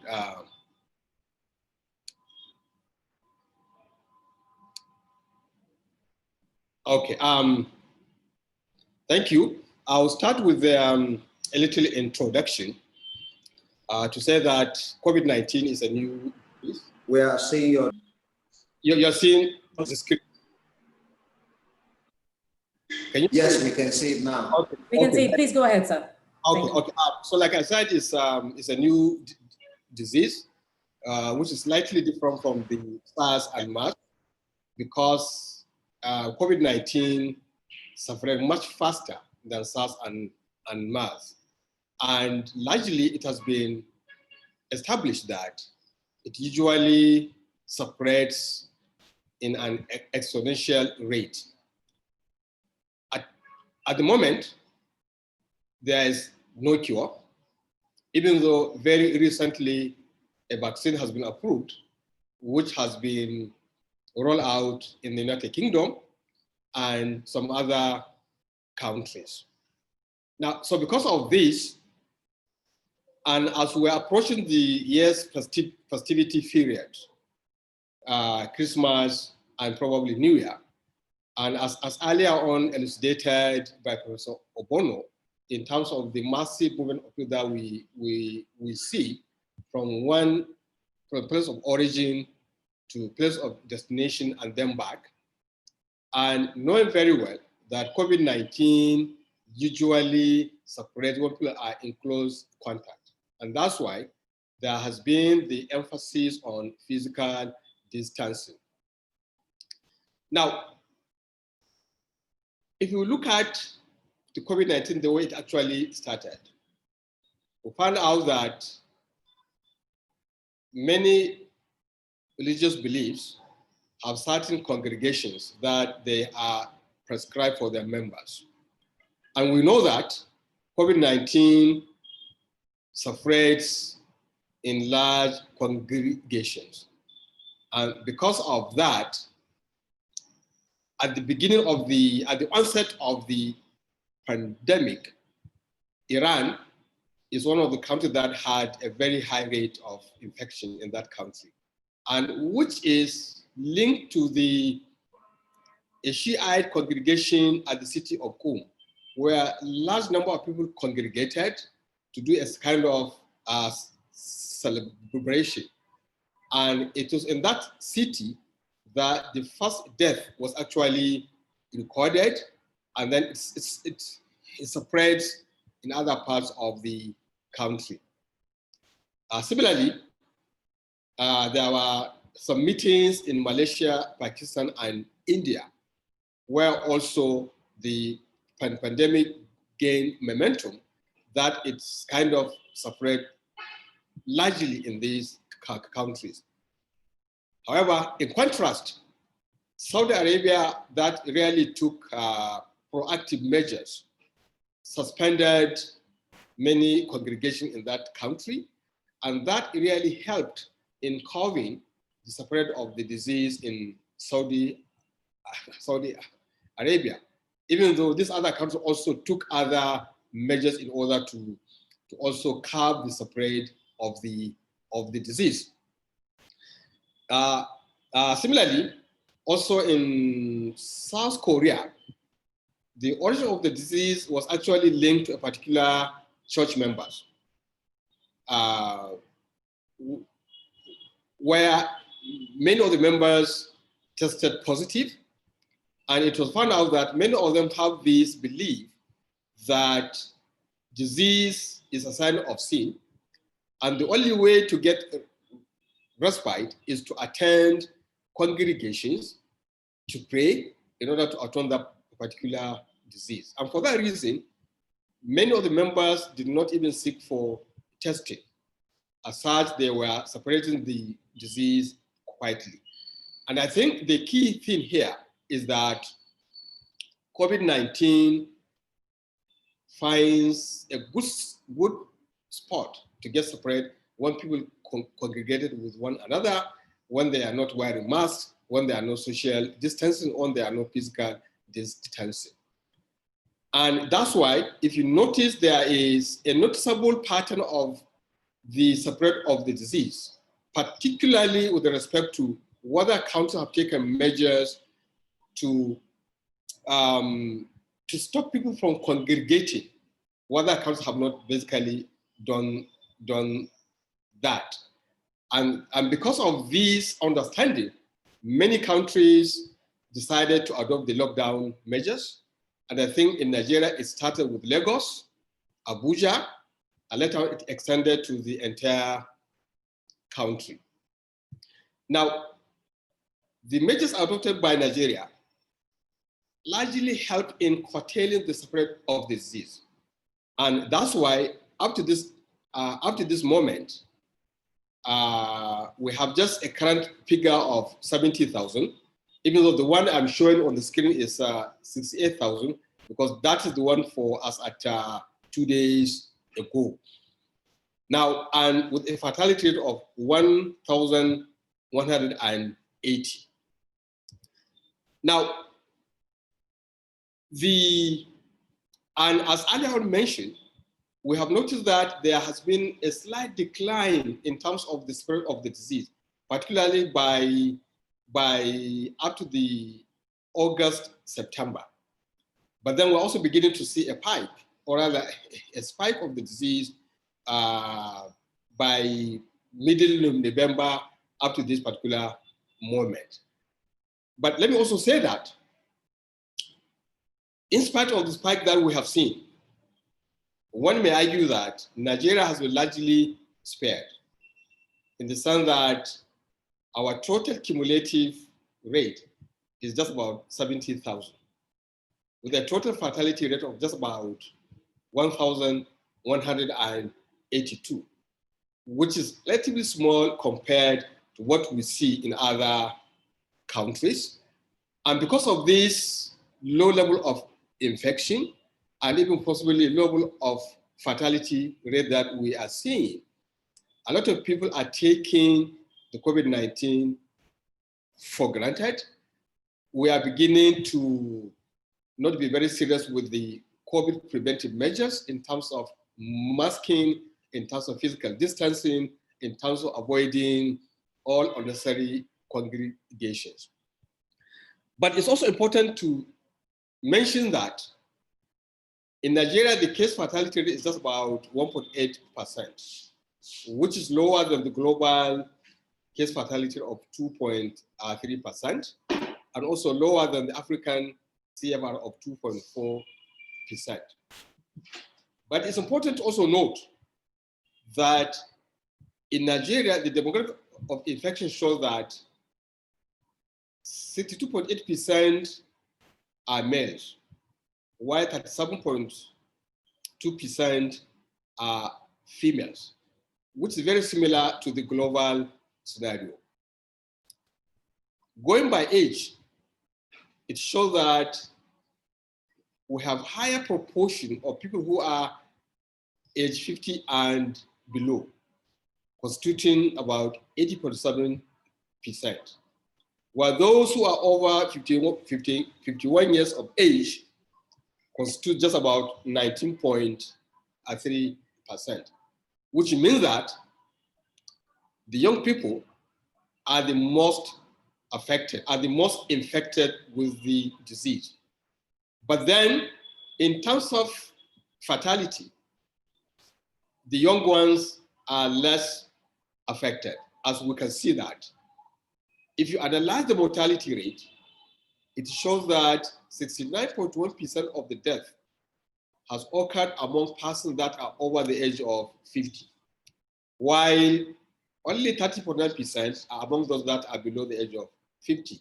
If you compare this with the number of infections by this age group, then you can see that the fatality rate is disproportionate, meaning that the older people are dying from this infection compared to the young ones. And this has implication in terms of the messages that we should be sending so that people can still be aware that this disease is still with us, and we need to, whatever we need to do to ensure that we prevent the spread of the disease. Because the elderly, people with underlying condition are the worst affected and are showing more mortality compared to the people that are actually young.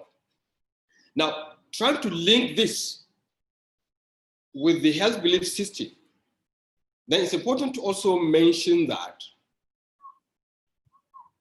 what we need to do is to encourage individuals and people to behave in a way that we minimize congregating together so that we can also minimize the spread of this particular disease.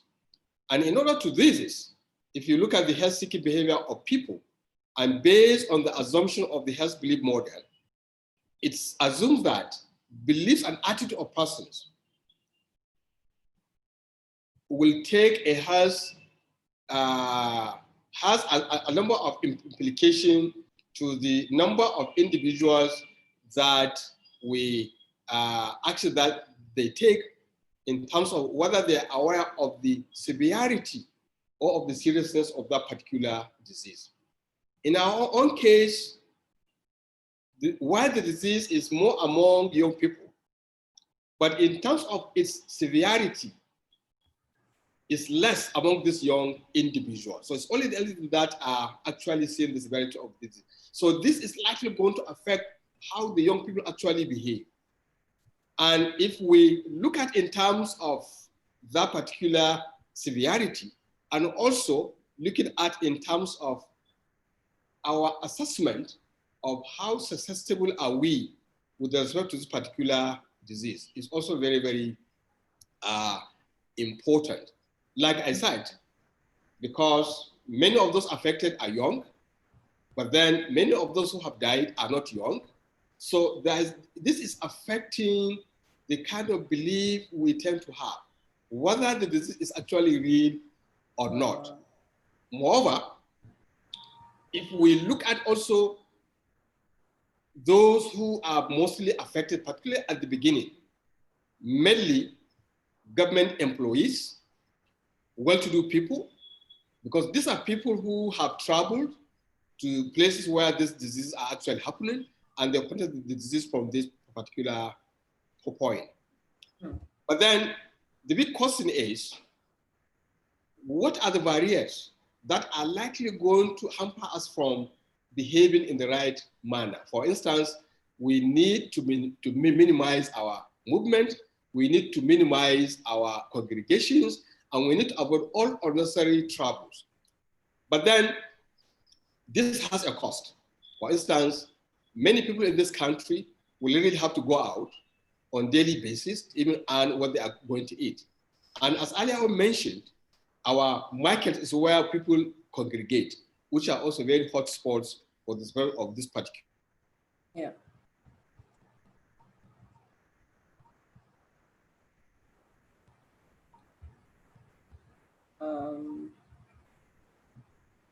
Prof? Okay, so I don't know what could have happened there. Professor Zango? Well, it seems his network is interrupted for some reason. We'll just wait a bit to see if he can come back online.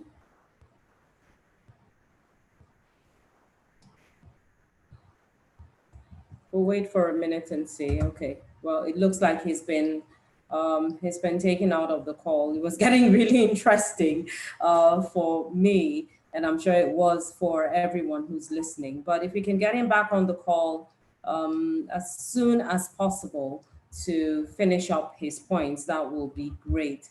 But, you know, so as not to leave any gaps, let's just move on to the next presentation.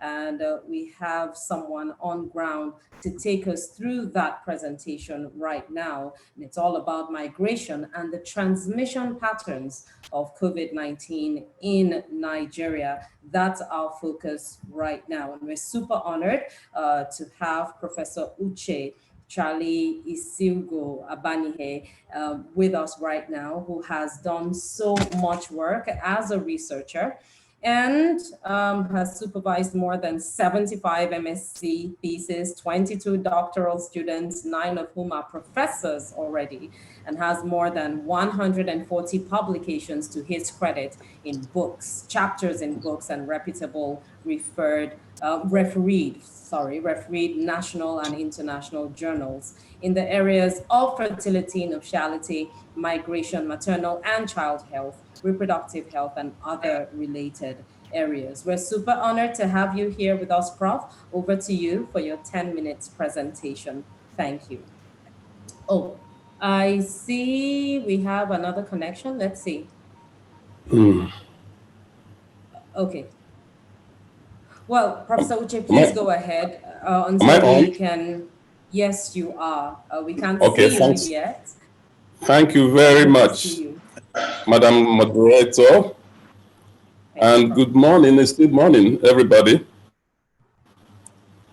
I thank the organizers for getting me involved in this very important platform. My topic is migration and the transmission patterns of COVID-19 in Nigeria. Of course, we know that migration is a very important component of population change because it affects population composition, structure, size, and in fact, quality of the population. So migration is so important. It is simply human movement across well-defined geopolitical boundary within a given time frame. And it involves a place of origin and a place of destination.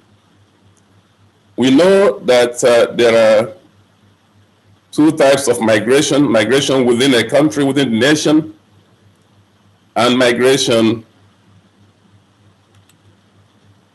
that is across nations, international migration.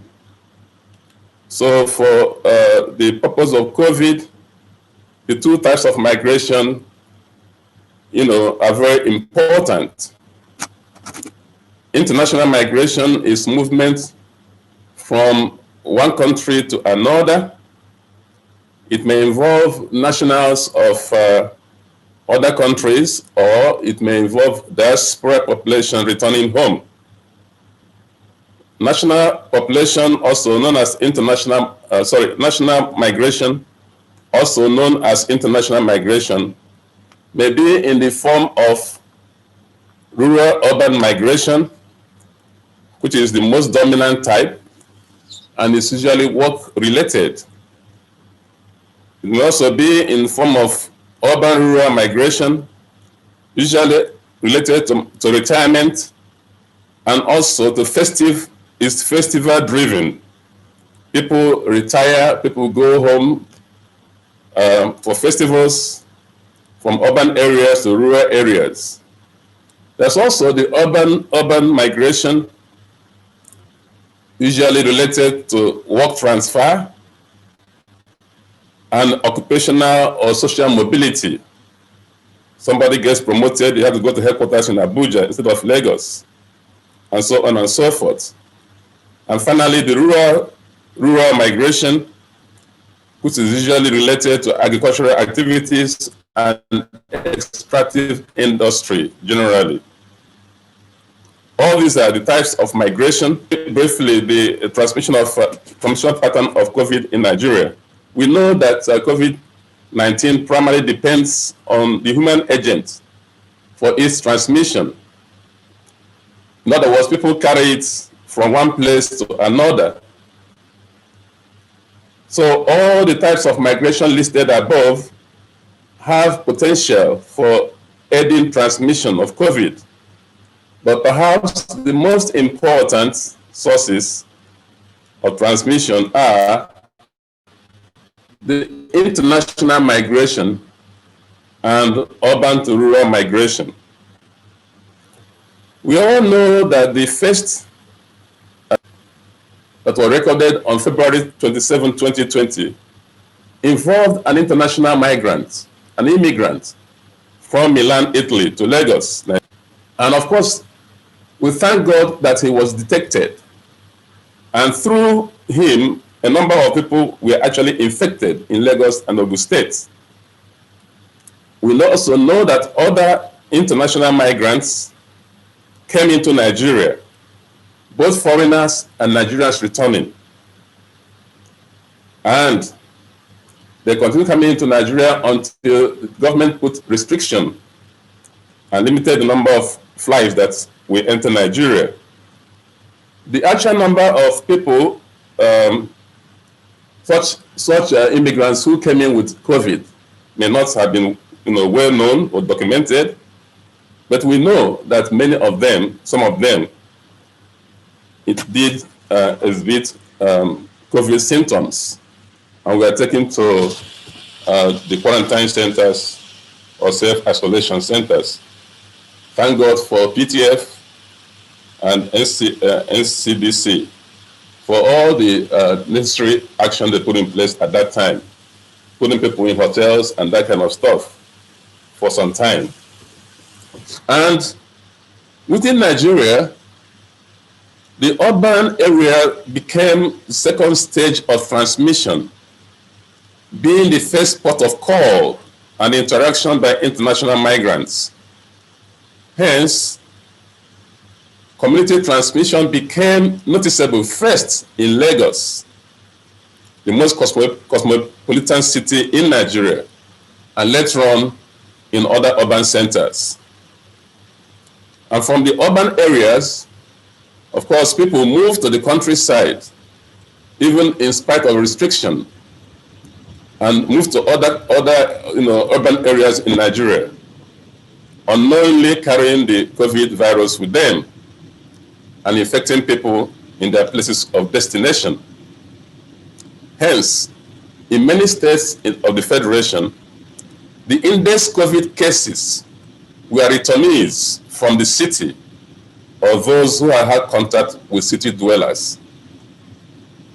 As we enter the festive period of Christmas and New Year, and perhaps the Muslim festival, there is the likelihood that the rate of infection of COVID will increase, given the high rate of movement of people to different locations to be with their families and attend different events and ceremonies. As people travel, they carry the COVID-19 virus with them and transmit it unknowingly. Large crowds in the home, which will result from this season, could be a breeding ground for COVID transmission. The festive events and ceremonies we are talking about will include marriage ceremonies, especially traditional marriages. Since traditional marriages take place in the countryside and they go to urban areas for church marriage. Also, important is church events such as harvest, Thanksgiving crusades, church meetings and conferences. You know, many churches do have crusades at this time, and it's problematic. There are also traditional festivals and cultural ceremonies, which is common in many places during this period. And of course, we know there are family, community meetings and luncheons and all sorts of things, community programs, very common, especially in the East, where I come from. That's where the community want to build hall, want to do something. That's the time they do it. And of course, there are burials and funerals. Many people indeed who died during the lockdown were just put on the ground. This is time the burial will take place. And a lot of people, a lot of burial and funeral ceremonies are lined up even for this time. Of course, you know that because of all these movements, there are crowds everywhere, markets are full, transportation is congested, usually during Christmas, the worst. And we know that many of the transport agencies find it difficult to keep to stick with the COVID protocol. Even planes. I came back from Abuja. I went to Abuja last week. There was no space in the plane. The plane was full, and I was thinking there could be space between seats, but there was no space like that. It's like that for buses, for cars, going to the north, going to the east, going to the west, all jam-packed. And so, if anyone has infection, has COVID, it will spread.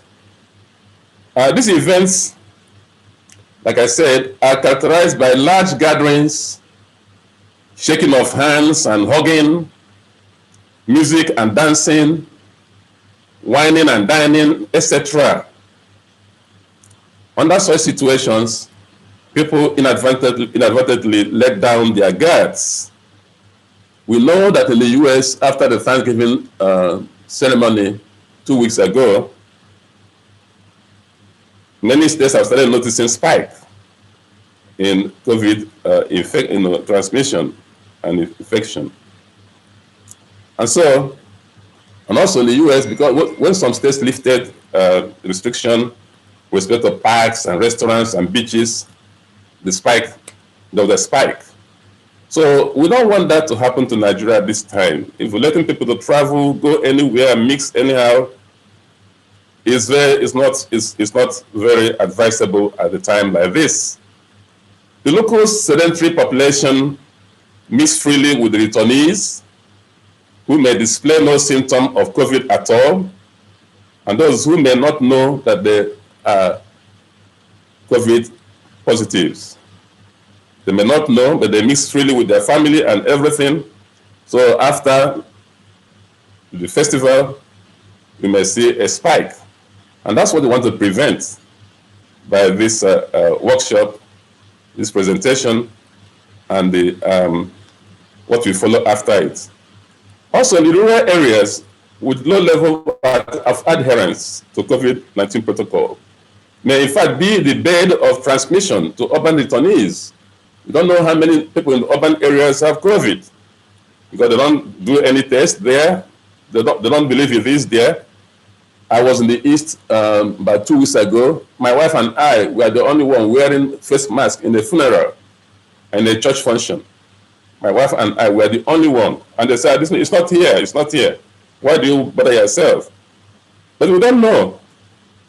So a lot of people in the village, a large crowd, family size increases, sleeping arrangement and everything becomes a problem in this festive period. And so what do? We advise, by way of recommendation, that during this, to reduce the spread of COVID during this festive period, we do not travel to the countryside this year for the normal festivals. We need to stay alive and attend next year. We need to stay alive. You decide not to move. Of all the three components of population, migration is one that you have to make decision. You have to decide to move or not to move. We urge people to decide not to move. You cannot decide to be born. You cannot decide to die. But you can decide to move or not to move. So as many as we decide not to move at this season, is good for us and good for the country with respect to the COVID-19 transmission. So we urge people not to move. And if you have to move, if you have to travel, adhere strictly to the COVID-19 protocol, including transportation protocols. But is it easy? You may not have your own car. You travel by public transport. I have no control of what the driver or conductor does. So it's very, very difficult. So it boils down to, if you can, not to travel. And finally, the COVID protocols should be enforced in all festival activities by community and local government officials. In my local government, I was told during the peak period of COVID that when they had functions that allowed 50 people to attend, that local government officials will be present with water and sanitizer and everything to make sure everybody who enters washes hands and uses the sanitizer. At a cost. The organizer will bear a little cost. I think it's very, very helpful to do that.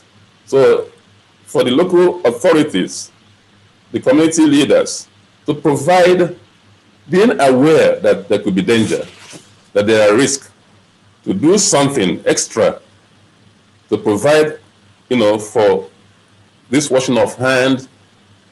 People it's very difficult to ask people in the village to give some distance space out. Mm-hmm. Very difficult. It's very difficult to tell people in the village not to shake hands or not to hug.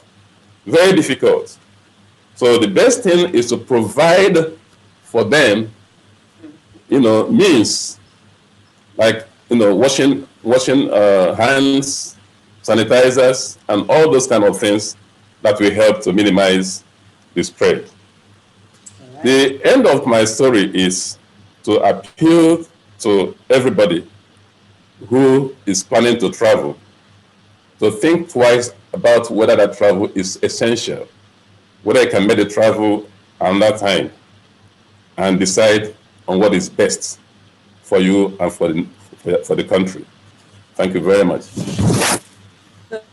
Super grateful to you, Professor Uche Isiugo Abanige, former Vice Chancellor of Paul University in Awka. Thank you so much for all the thoughts shared on migration. Indeed, we can decide to travel or not. We can decide to just stay put and stay safe and ensure that everyone around us is safe and sound.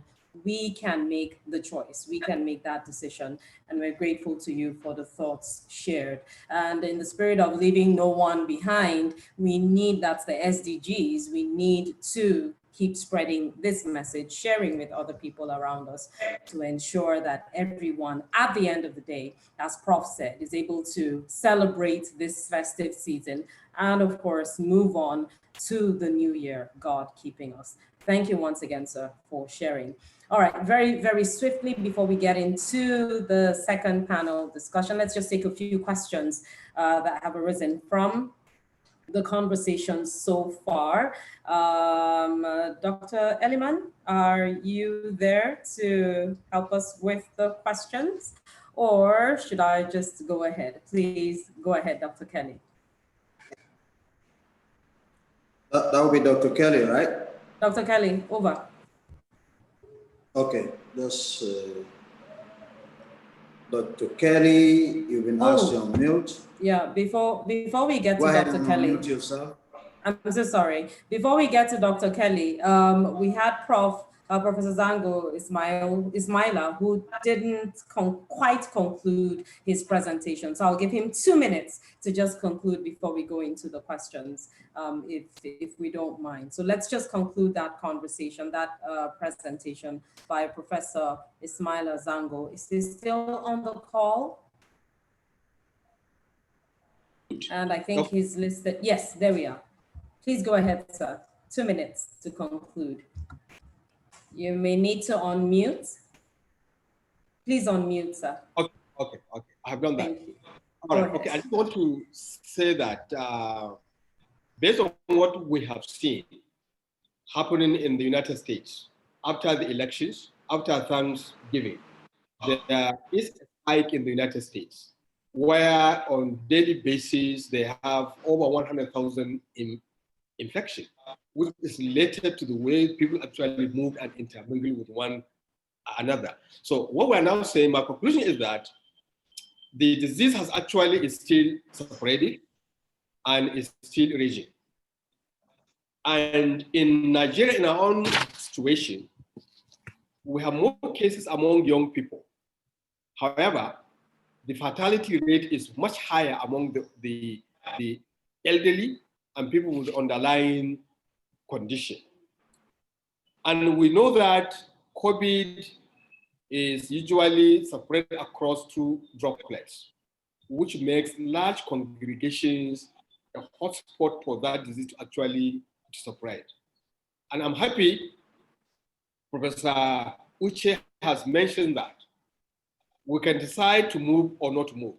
And I think it's very important we decide not to move, because that's the only way we can reduce that spread. Moreover, in Nigeria, the young people are the ones who are the majority who are infected. So, and then they may not show any symptom, but then they could still spread this particular disease. So it's very important that we should remain where we are. And I also want to say that we need to use all avenues, our churches, our mosques, and other important avenues to appeal to people to remain in one place. Because if you are young, if you have this, it may not have any effect on you, but you could infect your parents, your elderly people, and they could actually die out of this disease. So it's better to stay safe and then let's remain in one place. Thank you. Very grateful to you, Professor Zango Ismaila. Thank you so much for concluding and concluding nicely too. I know I saw a comment in the chat box coming from Dr. Irere Mena, who says not to move is almost impossible for us as humans. Well, the choice at the end of the day is actually ours. So thank you so much once again. All right, so can we have Dr. Kelly with the questions, or should I just go ahead and get those questions out? Prof? Professor Tijani? Yes, Dr. Kelly is on. Okay, Dr. Kelly, go ahead. Dr. Kelly. Continue. Then I'll provide support. Okay, that's fine. Yes, thank you. That's fine. Thank you so much, Dr. Kelly. All right, so let's have the first question. I mean, the question came in from Sonny Sonigitu, I hope I got that right, pardon me.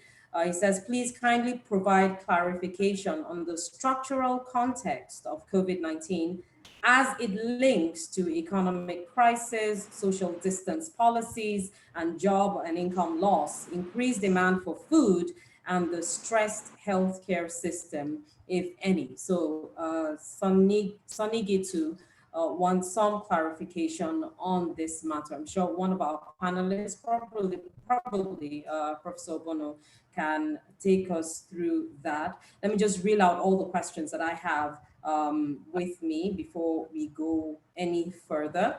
Got another question as well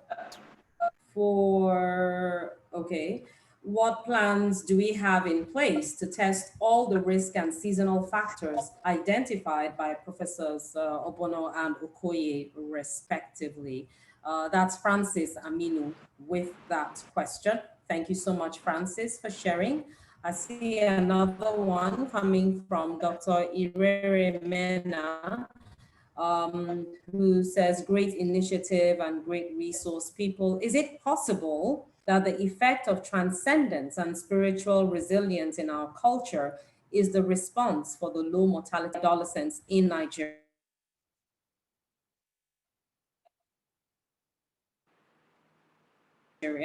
Given the poor state of medical provision, how can religious organizations be mobilized for rapid testing, and how can we demystify the response to COVID-19 vaccine and ensure the larger populations, let me see, just getting that sorted now, ensure the larger population accepts the new vaccine from the United States? So that's a question from Dr. Irere Mana. And Gloria Anito also has a thought. I think the organizers of this enriching webinar can help to make policies about social distancing in our local transportation, that's in the roads and in the air, on the aircrafts. The Western world is enforcing this. A seat is made vacant between passengers, but in Nigeria, transporters are not practicing this at all. That's a thought coming in from Gloria Aneto. I think that's about all I have for, okay, I see a few more, but maybe let's just get quick answers to these thoughts shared. Professor okay, Professor Dr. Ode. Yes, please. Dr. Ode, please let's allow others to present. I'm checking the numbers and we take all the questions together. It's good you've read it, because if you allow presenters to respond, they may take another 5, 10, 15 minutes. So we have some of the presenters that have been with us since 9. Let them speak, present 10 minutes. We take all questions together, please. Okay. Thank you. So before we go into the next presenter.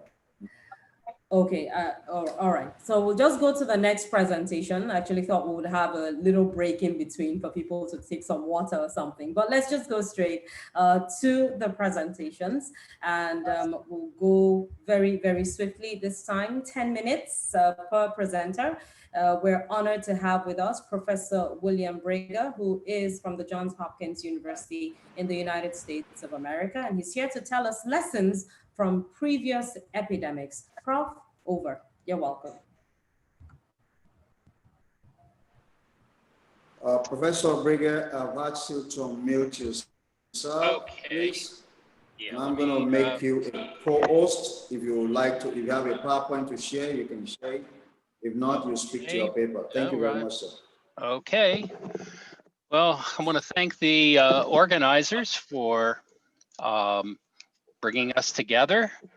This is a very valuable thing. In a way, this is our own Zoom holiday party. So I hope everyone is enjoying that. Also, it's good to see, I would say, old friends, but I don't think any of us are getting older. We're just managing to stay young, and new friends. Also, just to stress the importance that while we're talking about holiday season, unfortunately, epidemics don't observe holidays. They're around whenever they feel like it. They're around all the time. And so we need to be constantly on guard, not just during holiday seasons, although as the previous speakers have pointed out, We do have extra risk during holidays because of travel and gatherings. But again, this is something we need to be concerned about throughout the year. And just FYI, although I'm currently at the Johns Hopkins University, I was at the University of Ibadan for 26 years. And so that's where most of my experience with infectious diseases, tropical diseases was gained. And, you know, that is something that I still continue to draw on in my classes, in my work. Okay, I was asked to talk about previous, and of course, some of these are still current epidemics in Nigeria and Africa. Just going to mention some examples, probably the one that's been around, you know, with public attention for the longest is HIV/AIDS. And all of these have behavioral components, and all of these, therefore, we need to focus on how, you know, we can understand why people behave the way they do, as our previous speakers have said, but also can we develop interventions that are culturally appropriate and actually work. So initially, of course, we're concerned about sexual behaviors in HIV, things like also sharing needles. But the important thing to think about is way back when HIV made a transition from SIV in chimpanzees to human beings because of another human behavior of hunting these animals. Another connection with animals is Ebola. Ebola has been around since the 70s. We had this huge outbreak in West Africa, 2014 to 16, and it was brought to Nigeria. Fortunately, Nigeria had the infrastructure because of the polio program to trace things on the ground and was able to bring it under control. Unfortunately, people died, but it was relatively small.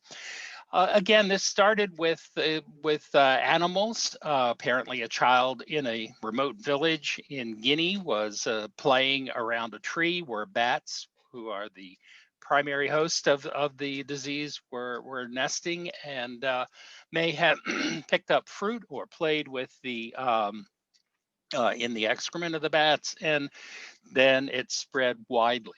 Ironically, although a lot of the health education messaging focused around avoiding bushmeat, the reality is only one case out of, say, 40,000 was caused by bushmeat, or caused by the animal. It wasn't even eating the bushmeat. And the rest was human behavior. As was mentioned by a previous speaker, migrating from the rural area to the city in search of better health care. Another coronavirus, MERS, is common in North Africa, the Arabian Peninsula. Human beings get it more directly from camels. So how one owns and takes care of camels is a behavior, but ultimately it's traced back to bats. Like the current coronavirus is suspected to have an origin in bats. We have not had a major outbreak of MERS in Nigeria, but that doesn't mean that people who travel to the Arabian Peninsula, to North Africa, can't bring it back. Another one that, of course, is very well known over the years are yellow fever outbreaks. In theory, we have a vaccine, but we find that with human behavior, not everybody gets it. One of the things that people, of course, forget is that we have an important way of preventing it also through vector control. We want to make sure that the Aedes aegypti mosquito don't have places to breed in around our homes, water storage, disposed tins, and things like that. We have occasional outbreaks of cholera, and of course, this is bacterial, not viral. Most of these others are viral. And this, of course, links directly with water and hygiene behavior. We've talked about COVID, the importance of hand washing. In fact, many of these other epidemics have similar risk factors as COVID does. So again, this is why we're talking about learning lessons from the past. And Lassa fever, again, we have problems of food storage, food insecurity because of the particular rat that is the host of Lassa fever gets into homes, and then people eat contaminated food that's been contaminated by its urine. So all of these things that are ongoing, and I want to thank NCDC for keeping tabs on all of this, trying to educate us, educate the community, but really, like I said, keeping us aware of the epidemiology, what's happening, and where we should target interventions. So thanks again to the NCDC. What we often focus on, and we tend to blame the victim, is individuals. Individuals should wear masks. Individuals should social distance. Individuals should wash their hands. Individuals should drink clean water. And we forget that the behavior of systems often makes it very difficult for individuals to change their behavior. So the previous epidemics, one of the things that people have been saying about COVID is the experience of African public health systems in addressing these previous epidemics has strengthened the systems to deal with it. Again, I think we need to be cautious, because are we under-reporting? Do we really know? But definitely there is, through Ebola, yellow fever, there's been a strong emphasis on how to attack these problems that was not found in European and North American countries. But some of the systems issues we need to think about.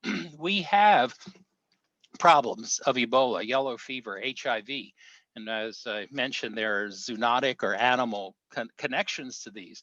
And these are aided by deforestation, people cutting down the forest for farmland, for roads, for extractive industry, changes in land use, getting us closer to animals.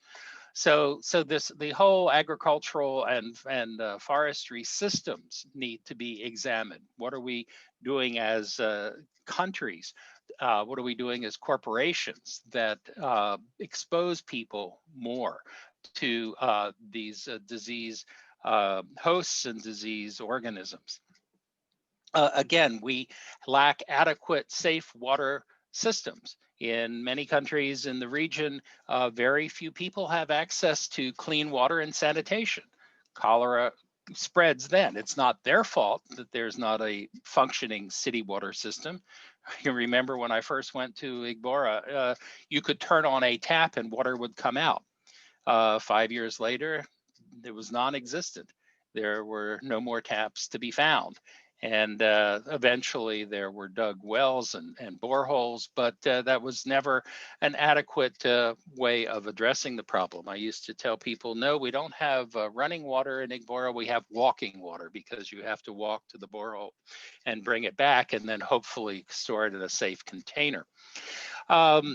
The part of the concern about Ebola and even HIV is the weaknesses in our health systems. The reason Ebola spread very fast, there was a higher mortality rate in the Liberia, Sierra Leone, Guinea outbreak, because health workers themselves, the health were, infected and died.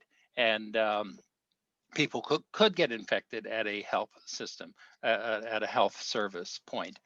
And these are things we have to think about, that people weren't, the health workers didn't have the proper protective equipment. So these are, there weren't adequate health services. And so people left the rural areas to go to urban areas and spread it there. So we need to address the behavior of the health system. Of course, we're talking about all of these being rooted in individual and systems behaviors being rooted in local cultures, organizational culture, as well as in indigenous belief systems. Finally, as we mentioned earlier, Lassa connects with food systems, food security, food storage. So again, do people have adequate food? Do they have ways of keeping it safe? So again, it's not fair to blame the individual for not behaving in the way that we recommend. it's important to look at the behavior of the systems also. Are they enabling people to behave that way?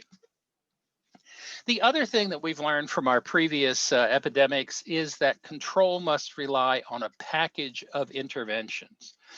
There is no one intervention, no one behavior that will solve the whole thing. As we mentioned, the yellow fever relates to farming near the forest. It relates to not getting vaccinated. It relates to encouraging mosquito breeding in the home. So a package of interventions to control yellow fever needs to deal with vector control as well as immunization. And a package to deal with COVID-19 will need to learn lessons from that and deal with the importance of continued masks, use of the vaccine when it's available, keeping their distance, appropriate prompt treatment with protective equipment. So we need to be sure to stress this package and make sure our systems are strong enough to deliver those packages, and that the public is aware that there is a package and not just one intervention, one vertical program. So again, vaccines would be part of personal hygiene, safe water supply, wearing personal protection. One of the things that people complain about is that, the water supply in many of these areas don't work. I just did some review of water supply in Burkina Faso. And unfortunately, in many of the peri-urban slums around the city, there are no taps. Private people set up water systems, boreholes, they sell it. And so but people are expected to stay indoors during the lockup. So the idea of, yes, you need more water now than ever to wash up, but yes, you have less access to it. And again, like I said, we can learn lessons from cholera for this very thing. So basically, this idea of having multiple interventions does complicate our social and behavioral change efforts, but it does mean that we must be working together. It may be across different ministries, not just health, but agriculture, education, so that we can have an integrated program to help protect people and help them understand the different components of actions that are necessary. So in conclusion, the previous epidemics have provided us opportunities to learn how to tackle COVID, to apply to our efforts to control COVID, but we have to recognize that we really have not completely mastered the skills of learning from the community, learning about their beliefs, learning about their skepticism about vaccines, learning about their desire to attend ceremonies and functions during holidays. We tend to expect to tell people they shouldn't do this, but we don't listen to them first. We need those skills. And again, some of our people in anthropology hopefully can help us with that. Particularly, we need to listen to the community so we can gain their trust and involve them as partners in the problem-solving process. Again, the expert approach usually doesn't work because the community is an expert for its own living conditions. And if we don't respect that, they won't listen to us. So these are areas in terms of listening to the community, working with the community, organizing the community, where social science can help control the epidemic, where in the past social science has made contributions to other epidemics. So thank you all. I put my emails down here in case people want to get in touch. Fantastic. Thank you so much, Professor Brigger, for sharing your thoughts. Really appreciate it. And thanks for mentioning the zoonotic component. I mean, it's a One Health approach, really, that would help us overcome and, just deal with whatever epidemics come our way. I'm glad I see some of my senior colleagues, vets on the call, and I know, it's a One Health thing, just getting everybody together on the same page to make this happen. Thank you once again, Professor Brigger, for sharing your thoughts. Appreciated. All right, moving on very, very swiftly to the next panel presentation on gender issues in festivity and pandemic control. Wow, this should be pretty interesting. We're super honored to present this, Professor Grace Joktan, who is so many things in one, but let's just leave her at a professor at the National Open University of Nigeria. Thank you so much, ma'am, for joining us. Over. All right. Thank you for having me.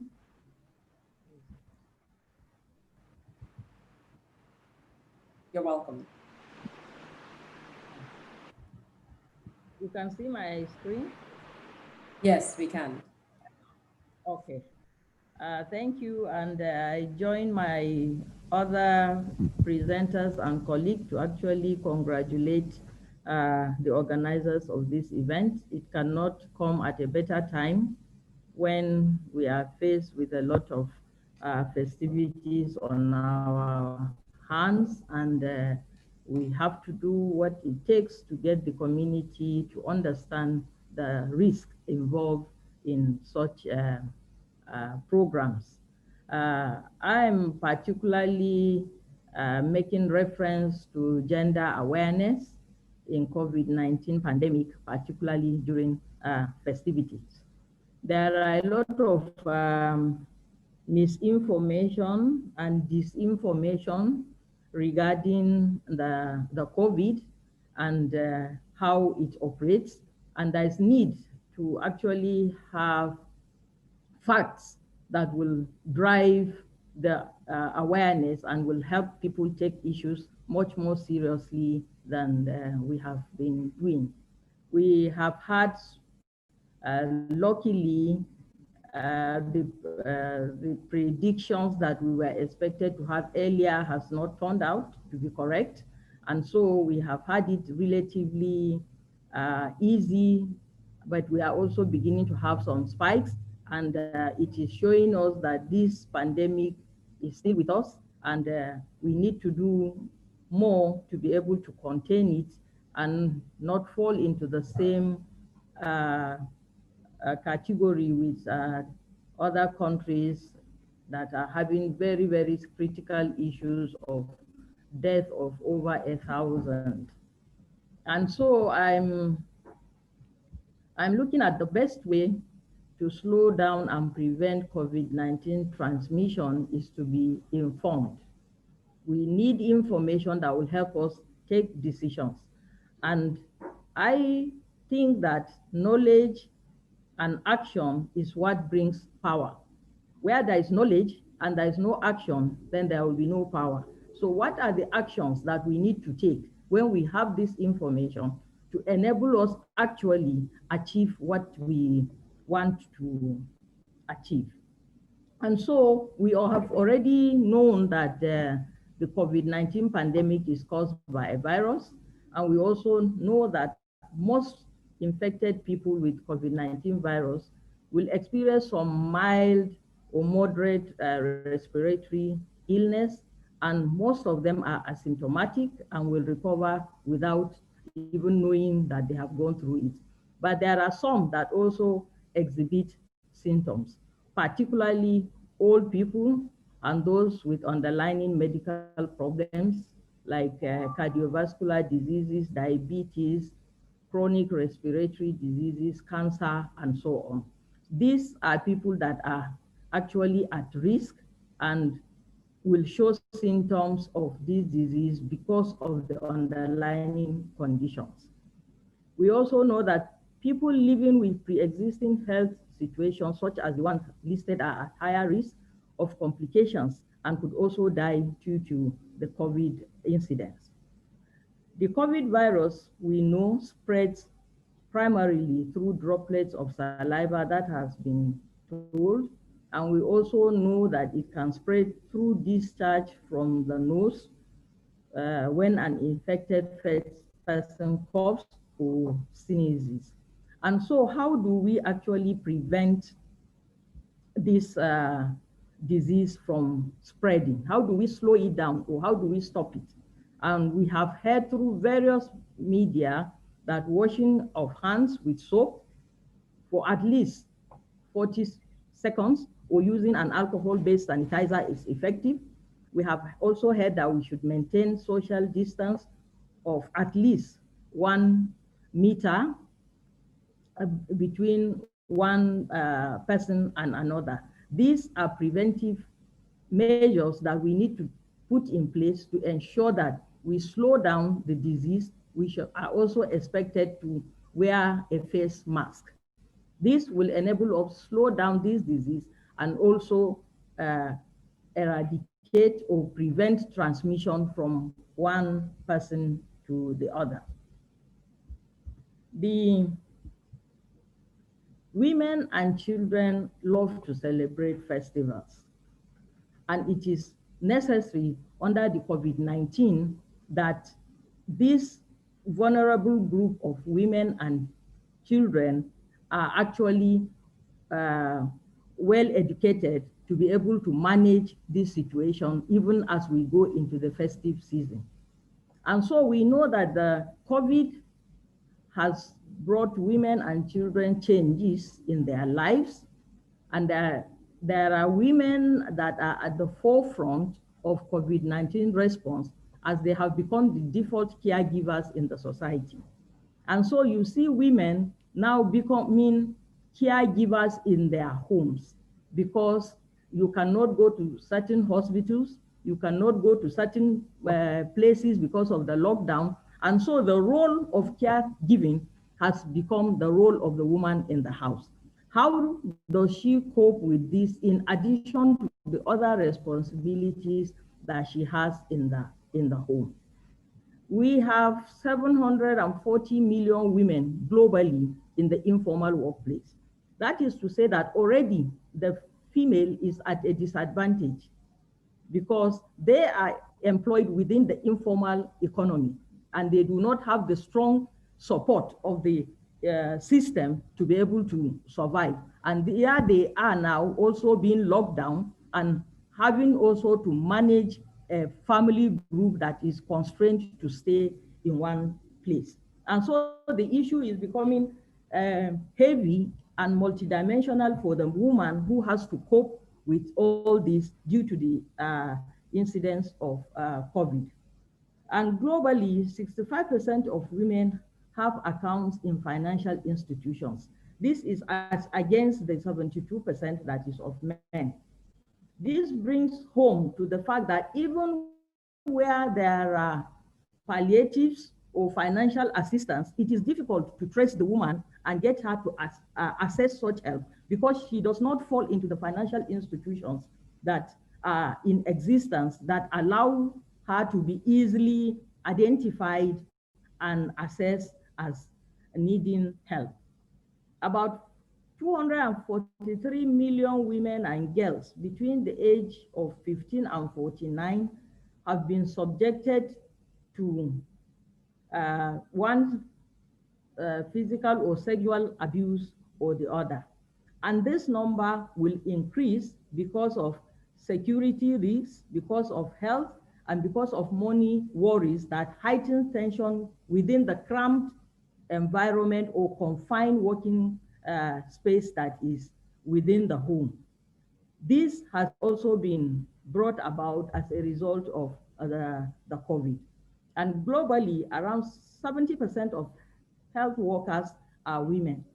This makes them more exposed to this disease than the male counterpart. And the lockdown measures have exacerbated tensions in the home, leading to increased level of gender-based violence. These are all issues affecting the woman. And so, yes, COVID as a disease seems to have lower death rate for women, but the amount of issues that it has generated has brought the woman to the fore and has highlighted the disadvantage the woman has had to cope with given the situation, and that is heightened by the COVID issues. What of the child? What of the children? In terms of children, you have 1 to 7% of COVID cases are children But the death rate in the age group of the children is lower. This has been reported in an earlier presentation. 4% of all these cases are mostly around the EU and the UK and children living in those areas. And available evidence suggests that most reported cases amongst these children are actually as a result of household transmissions, which means most of the cases of these children that we have reported are also gotten within the home from adults who have gone out and brought it to the household. Like we said earlier, children can pass through this without symptoms, and a few may show some symptoms. And by the age of 5 years, it is also known that children would have developed enough manual dexterity to be able to actually have motor coordination that enables them to wear masks successfully. And so you are encouraged, at least for children from the age of 5 years and above, we should encourage them to ensure that they wear their face masks, because psychologically they will be able to manage face masks for some time within this period.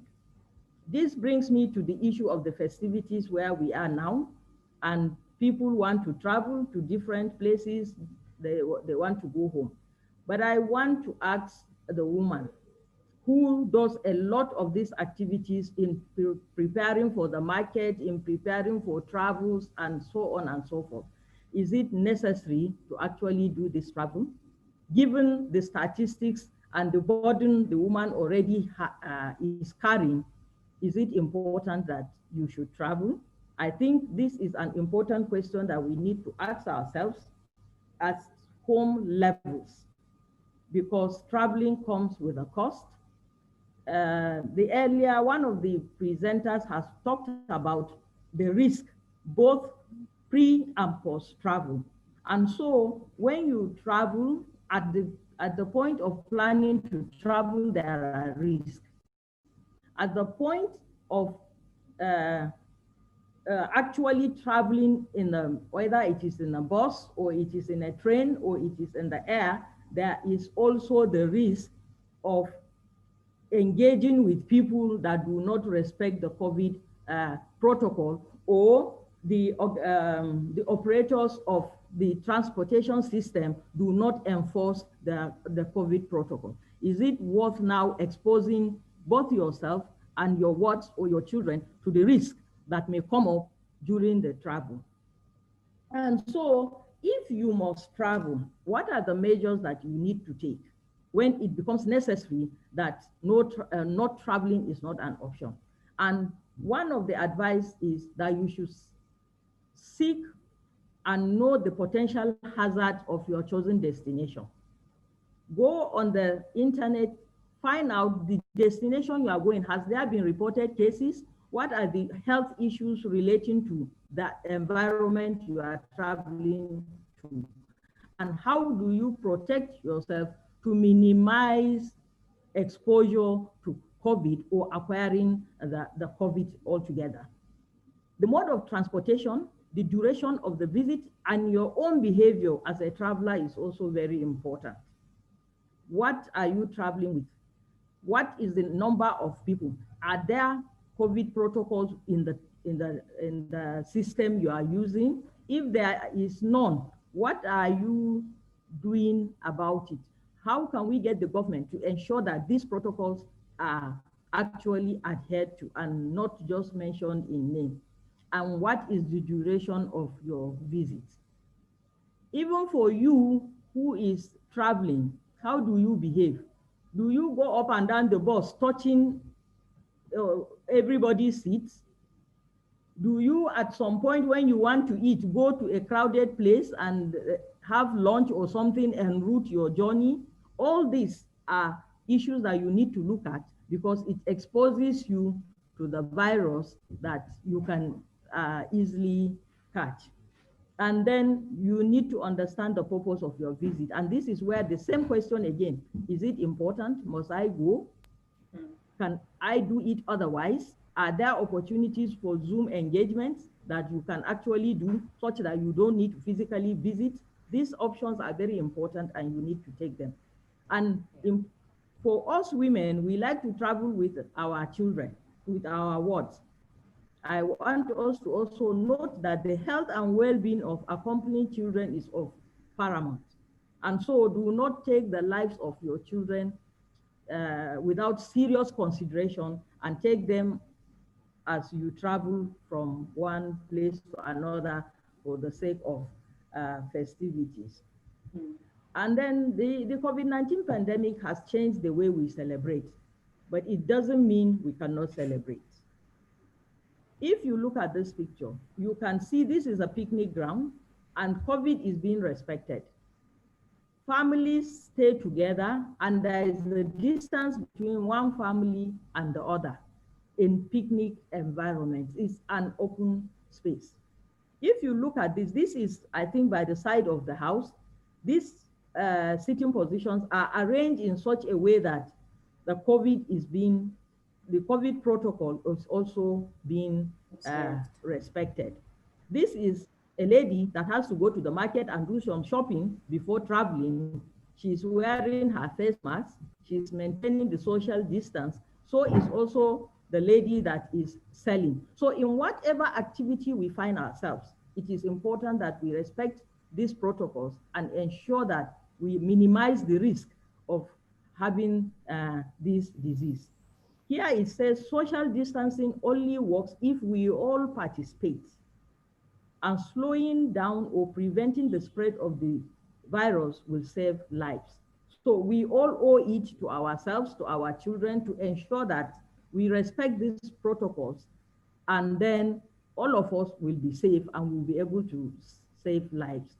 We can celebrate with households, but we should avoid gathering with different households and different families. Should you have any sign of ill feeling, it's good to isolate. You self-isolate. That is quite important so that you can watch it and see the symptoms as it goes. I want to end this by saying COVID-19 pandemic will end if we all play our part in ending it. Thank you. So grateful to you, Professor Grace Joktan, for sharing your thoughts and bringing this to the fore, especially as it relates to our responsibility as women, as home keepers, home builders and all. Everyone has a responsibility at this point in time. And indeed, we are each responsible for all, and we can make it happen. So thank you so much, ma'am, for bringing that to the fore. We need to all of us, we need to do a lot more. We do. While we enjoy the Christmas celebrations, we need to do more. Thank you so much, ma'am. Really appreciate you. All right, so just to let you know that certificates will be issued, that certificates of presentation and participation will be issued. So please ensure you have your proposed name for analytics and record purposes in the chat box. It's really important that you do so. So if you can go ahead and just share your name and how you want that certificate to be addressed. That will make our work so easy. Okay, right now we move on to the next panel presentation. This is the final one for today, and we're super glad to have Dr. Chinwe Ochu of the NCDC speak to us on the challenges to risk communication at this time in Nigeria. There's a question in the chat box already relating to this, and I'm sure she will handle it. But she's the acting director, Prevention Programs and Knowledge Management of the Nigeria Center for Disease Control and the national coordinator of the Nigeria COVID-19 Research Consortium. Great to have you here, Ma. Over. Thank you so much, Inya, and very good afternoon, colleagues. Very happy to be part of these discussions. It's been a very rich webinar. And I think there are pros and cons in being the last presenter.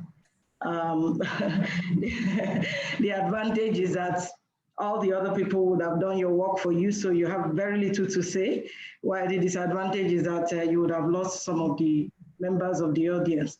And I took that into consideration in presentation. So I'm going to be very brief, and let's go. So we're looking at the public health perspective in these discussions that we're having. What are the challenges to risk communication, especially at this time in the country? So I'll be speaking from the perspective of the Public Health Institute of the country.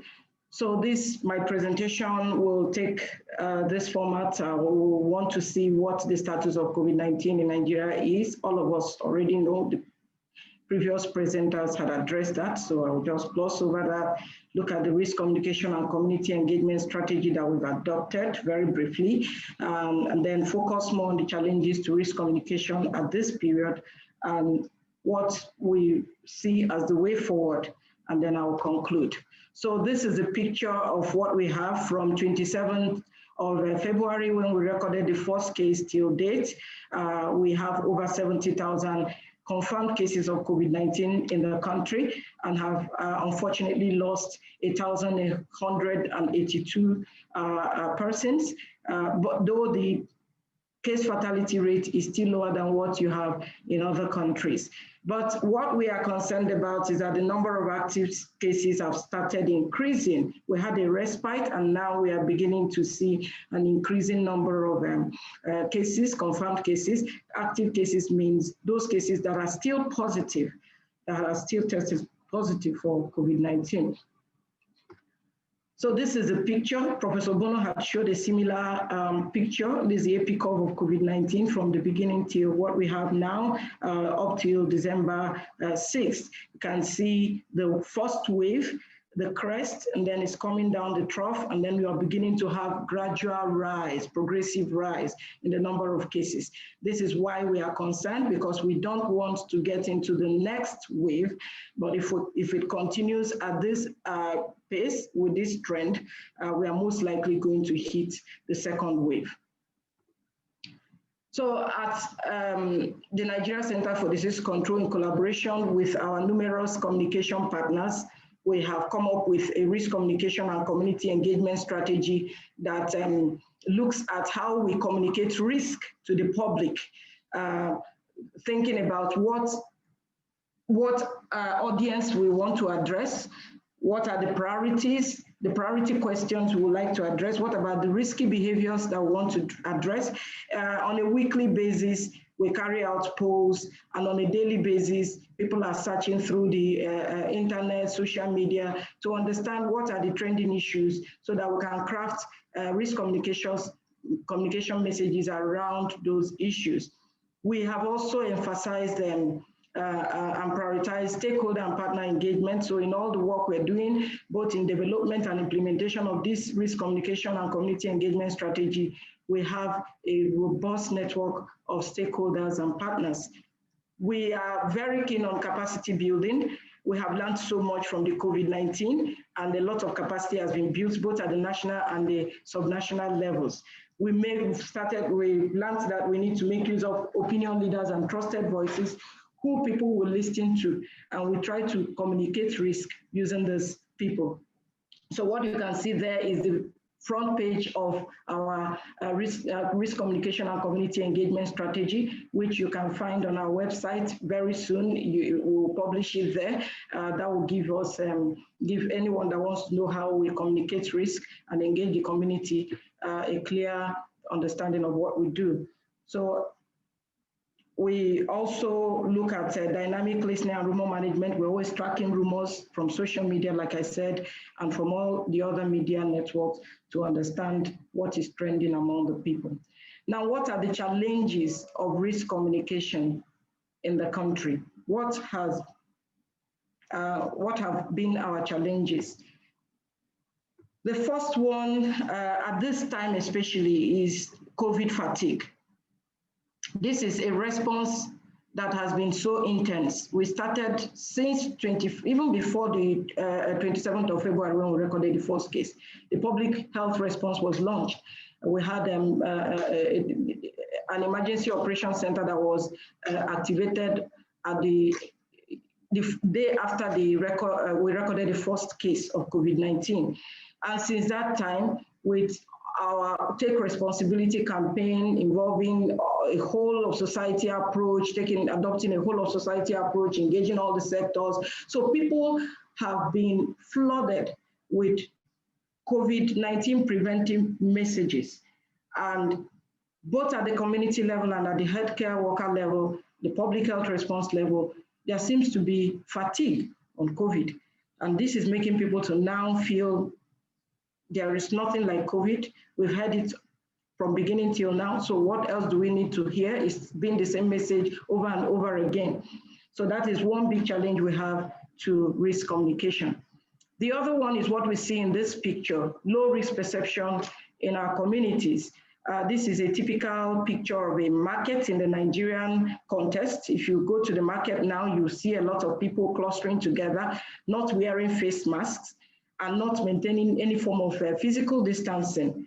I was in the market yesterday and I purposely looked out for someone wearing face mask, and unfortunately I was the only one wearing face mask. Like the other presenter had mentioned, Professor Bono mentioned that a lot of buying and selling goes on at this period, at this time of the year in preparation for Christmas. So we're even going to have more people in the market clustering this way and increasing the risk of spread of COVID-19. And why is there low risk perception? Because for you to really feel compelled to adopt a new behavior, a change in your behavior, there must be that feeling that what you have to gain from that behavior is above the risk involved. So risk versus personal discomfort is what people are considering, and they are now showing this level of complacency in adherence to COVID-19 protocols. And why is it that people don't feel threatened? Number one is the COVID paradox that we have. At the beginning of the outbreak, everybody anticipated that we will have it, we will have a more severe outcome in the African context. But that has not been the issue, and it's still a paradox to us. Scientists are still trying to understand why is it that Africans are not as affected as people in the other countries of the world. But despite what we are seeing at the public health side, and even in the hospitals, in our health facilities, we are still recording cases of COVID-19 and people are still dying from it. So thinking that comparing ourselves with United States and saying because we don't have the number of cases they are recording in the United States, mind you, they are also testing more people than we are. Their capacity, even their health systems are better equipped to handle the number of cases they are having than we would be if we were to have a second wave of the outbreak. So this paradox is one of the reasons why people are not perceiving themselves to be at risk. And then, of course, this big giant of fake news. We've had an outbreak of fake news that we call infodemics, along with the COVID-19 outbreak. A lot of information are pushed out there that are not true, they are not credible. And people have access to social media. You don't have to pay to access the internet, except you just buy your data, and then you're able to access the internet, and it opens up to you a whole world of information, many of which may not be credible information about COVID-19. So this has been a very big problem, and it's still a big challenge to us in risk communication. We keep trying to debunk rumors, keep trying to push out credible information out there on our website and through various media channels and through engagement like we are having in this webinar. And then, of course, poor funding. We live in a country where we are still trying to devote more funding to health, especially at the subnational level. We need to be able to budget for risk communication. At the national level as well, we need to dedicate funding for risk communication and community engagement, because we have seen that one of the key strategies that we are using for in responding to this pandemic is risk communication. We have to plan, we have to budget for it. We also have problems with capacity at the subnational levels. A lot of attention has been at the national level, building capacity. We have a lot of partner support and co. What we are trying to do at NCDC now is to encourage most of our partners to focus more on the states and the local governments, because that is where the outbreak happens, and that is where you really need capacity to be able to address issues as they arise. At the national level, our role is to coordinate the response, but most of the work is done at the state and local government level, and even at the community levels. So we need to build capacity at that at those subnational levels.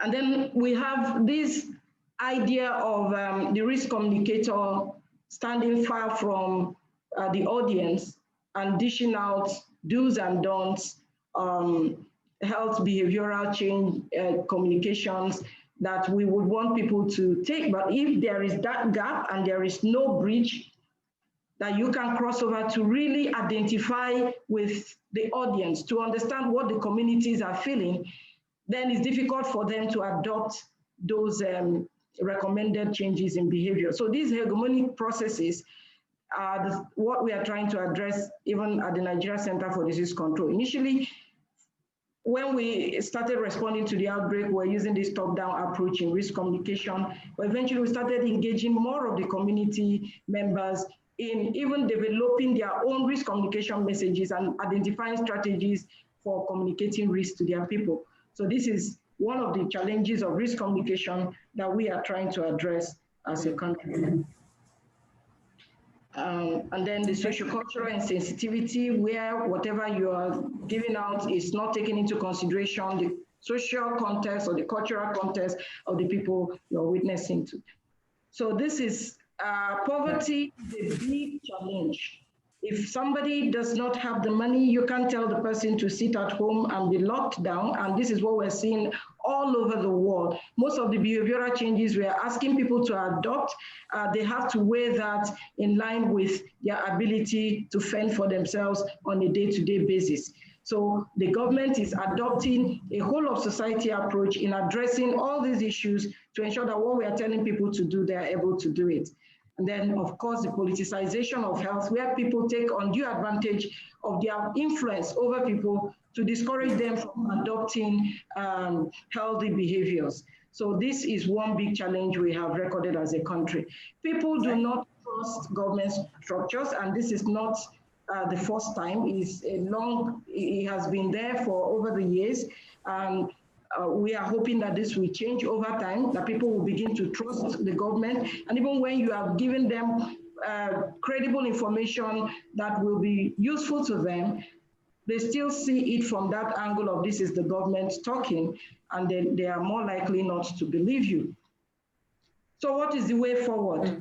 There has to be increase in funding for risk and crisis communication. We will keep intensifying risk communication and community engagement, make sure that the communities take ownership of the interventions we have. The Take Responsibility campaign that emphasizes that everybody has a role to play, like most of the speakers have said.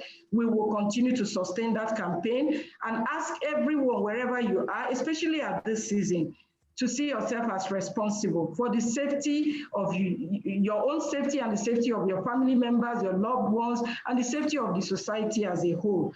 We want more vanguards and champions of health security to emerge, people that will take it upon themselves to use their resources to fund campaign for health in the country. We will continue to build capacity at the subnational levels and to also build trust through transparency and integrity, both in the development and in the implementation of our public policies. So in conclusion, COVID-19 is still as real as ever in the country, and the trends are showing progression towards a second wave.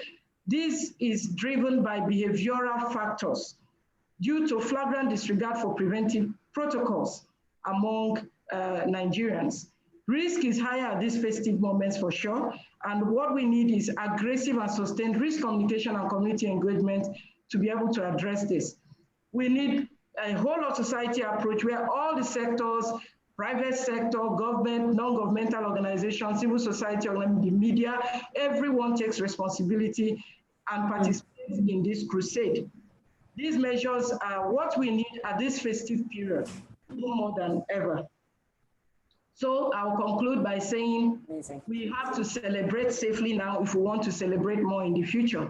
So safe celebrations now, more celebrations tomorrow. Thank you for listening. Amazing word. Thank you so much, Dr. Ochu, for sharing. Ijoma Ezome just re-echoed what you mentioned about community engagement, which remains key to risk communication. And I'm sure at the NCDC, this is, as you have said, these are the ways forward for us. And we hope they will be improved upon. And of course, all the other challenges that have been faced so far will also be dealt with. Thank you so much, Dr. Chinwe Ochu, for sharing your presentation with us. We're gradually coming to a close, but then we do have a few questions, a few unanswered questions, and there's still so many more. Professor Tijani, you want to say a word before we go into answering those questions? No, ma'am. Okay, no. All right then. We will talk fantastic. After the response to questions. Okay then. So let's just have a few responses. Professor Bono, we mentioned a number of questions earlier before we went to the second panel conversation. So Prof, please go ahead and just give us a few responses to, very brief responses. If we can put it all together, that would be great. But brief responses to the questions earlier mentioned. Go ahead, sir. Over.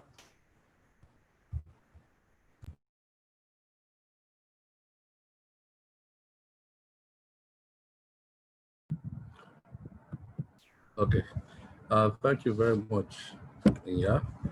The questions are about three.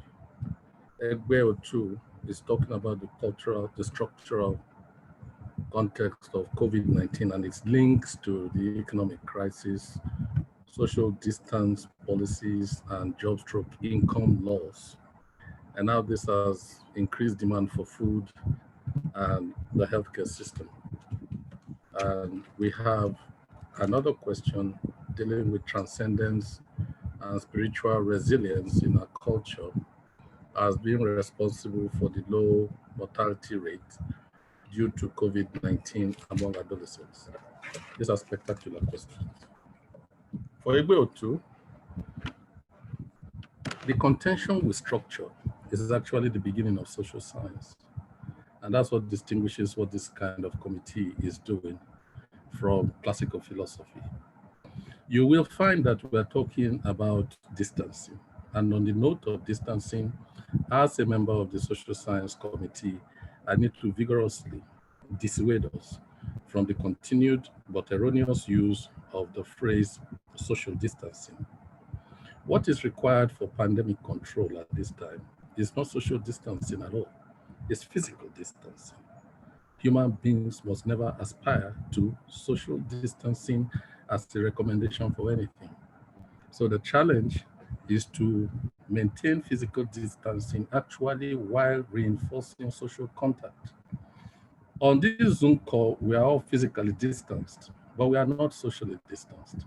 So that terminology needs to be, clarified. Now, in terms of the structural issues of behavior, you will find that even without the pandemic, the middle class and the elite in society were naturally living in isolation, in gated communities. There was substantial physical distancing between them and the rest of the people. They fenced their buildings round. Their children had access to air conditioning in this tropical heat and humidity, and they had home-based teaching for their children. They had entertainment in that regard. Now, that was natural to affluence and elite status. You will find that as poverty increases, there is a need for greater physicality and proximity among people. The poor cannot conduct non-mechanized agriculture via Zoom. It is not possible for the impoverished members of the society to conduct their petty trading online. So you find that the kind of paradox that Dr. Ochu was talking about is prevalent here when you adopt a structural perspective to the issue. Behavior doesn't just emerge from a vacuum. It is structured. It emerges from a background of experience that people who have common experiences have shared. And so we need to have the kind of not homogeneous approach, not a situation of one solution, one size fits all. The structural perspective will always have to be emic. So you find that, the kind of issues you have brought, that you talk about water, wash your hands consistently, it has gender implications. Who's going to fetch the water in those households where they don't have piped water, water doesn't run in the homes? So there's a structural dimension that exposes the kind of political issues that Dr. Chu is talking about. The state needs to bear some kind of responsibility before it has a right to request or require an obligation on the part of the citizens to behave in a certain way. If you say people should stay at home, but at the same time, they should wash their hands frequently, and they don't have water from their homes, how are they going to do that? So that structural perspective is critical.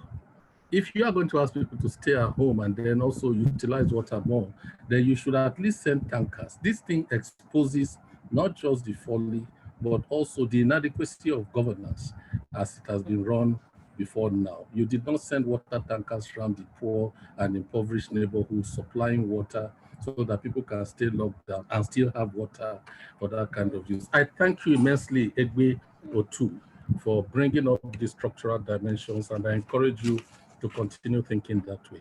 Now, the issue about transcendence and spiritual resilience in our culture has been responsible for the low mortality rate due to COVID-19 among adolescents. I have to respectfully say it's putative. We don't have empirical evidence of that kind of thing. If you do want to talk about transcendence and spiritual resilience, then you have to have lower vulnerability among the elderly population, because they are more traditional in that sense. So, and besides, the asymptomatic character of the young people to COVID-19 is not just something that is observed in Nigeria alone. It is universal everywhere, in America, everywhere. Young people actually tend to be asymptomatic for the disease. So, I love you and I respect your scholarship, but the question itself is queryable in its fundamental causality assumptions. So it's not something that we are so transcendent. The people also are struggling to make a living out of ordinarily very difficult conditions. So we may have low suicide rates and all of that, but the resilience doesn't really show spiritual, all kinds of. So how do we demystify vaccination? We heard Dr. Chu recently talk about how, the social media is a free space. People who don't have empirical evidence for what they say still feel they have a right to spread the information they have around. And we live in what's been described as the post-truth era now. Nobody just cares whether what you are doing, what you are saying is true or not. So we just have to continue organizing this kind of webinars. But beyond webinars, we have to take it down. The chairman of the steering committee has shown that we are speaking to the converted. Not really always that way. It's just that we are the ones who have access to this kind of technology. The people in the village, how do we reach them? Through their traditional mechanisms, like we just heard from the last. It's not just about the message that we are sending to the people. The critical thing is messaging. Absolutely. There's message. You can send any message and nobody's listening to you. But messaging is talking about message that is appropriate to a particular people in a particular place at a particular time under particular circumstances. How are you going to tell people not to go to the market and crowd themselves like Dr. Chu showed the picture about? When there's pressure in time, more relatives are coming in from the city and Christmas is approaching desperately and the things you want to buy are disappearing from the marketplace. That human rush will be there. Money may come late. It will only come to coincide on the eve of Christmas. So you're going to have that massive congregation. How do we talk to them in a situation like that? Thank you very much for the opportunity to respond to some of these issues. Thank you so much, Professor Bono. Really appreciate you. I appreciate the fact that you talked about Let's messaging. take one more question. Okay. All right. Go ahead, sir. I said we take Professor one more and then Tijani? we wrap it up so that Jegede can speak. Okay. So I know we have so many questions.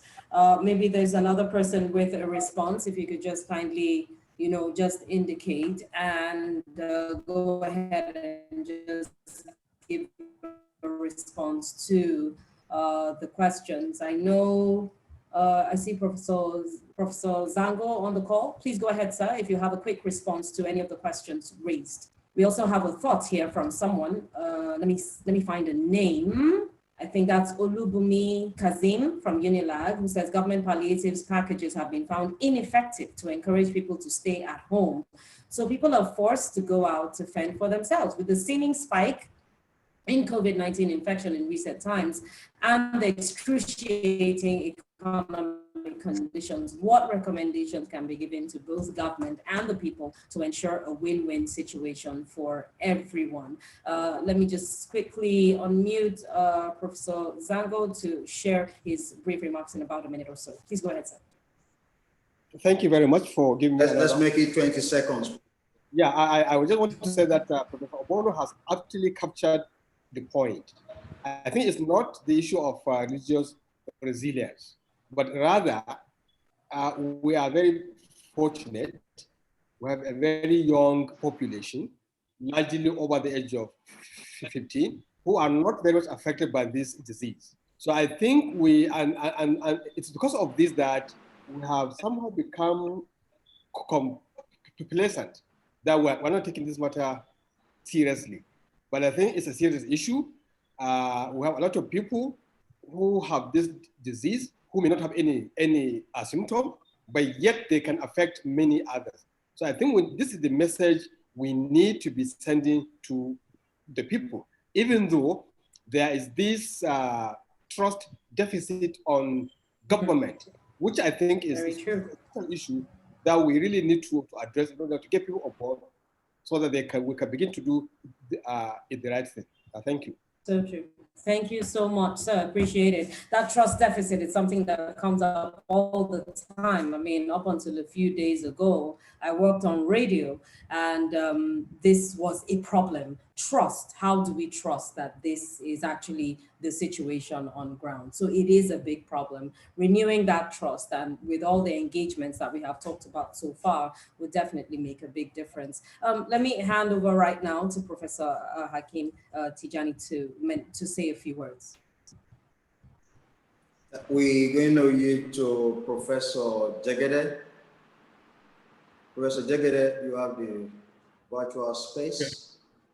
And then we can thank you very much, Professor Tijani and Mrs. Ode, for the excellent job. Let me first of all express appreciation to our host, the Vice Chancellor of the National Open University, for giving us this platform to be able to organize this program. We want to appreciate the leadership of the Nigeria Research COVID-19 Research Consortium, person of Professor Babatunde Salako of the Nigerian Institute of Medical Research, and also the DG of NCDC. Without them, we couldn't have been able to put this program together because of their initiative for setting up this consortium. I think it's the right way in the process of tackling this pandemic. So thank you very much, sir. I want to specifically appreciate our chairman, Professor Magu, at a very short notice, he accepted us. And not only accepted us to accept the chairmanship of this program, he has always also been trying to ensure that this program is successful. And I'm glad now that his dream of what he was expecting comes to fruition. I want to appreciate all members of the steering committee of the consortium present and who are not also here because of the short notice.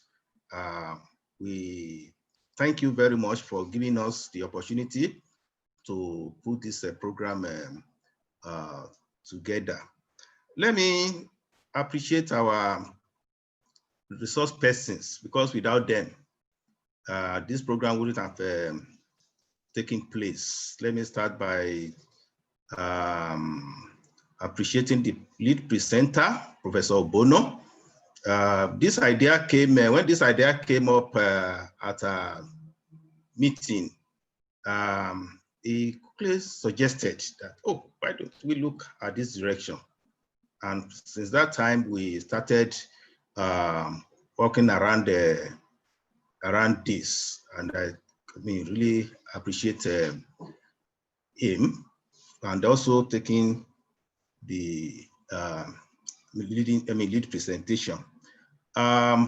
Professor Brigger, well, I'm not surprised because of your love for this country of us. I contacted him, and without missing word, he gave his word that we did, even though the time was not that convenient, to be around between 3 and 5 a.m. in the US. He said he will still participate. So we thank you very much for being there for us at all time. Maybe many of us on this platform may not know that Professor Brigger is a traditional chief in Nigeria. It's Baba Shegun of Igbora in Oyo State here. So it's very used to us here. Thank you very much, sir, for coming. I want to appreciate Professor Zango, because when we were planning this program, I just gave a call to somebody in Sokoto at Usman Dan Fodio University, Sokoto, that we need, and at a very short notice, he accepted to be part of the program, and he was very excited. I mean, as you can see, his presentation and the actions today, you know that he felt so very excited about the program. The same thing with Professor Jobson of the National Open University. Even though up till about 3 days ago, she was still at the village, attending to one family thing or the other, and eventually got into the city to put this thing at a very short notice. I really thank you very much for doing a very good job.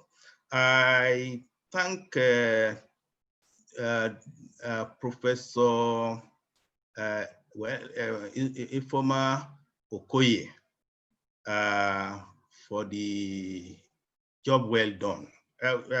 Many of you may not know, Professor Okoye was the the first chair of the social science working group.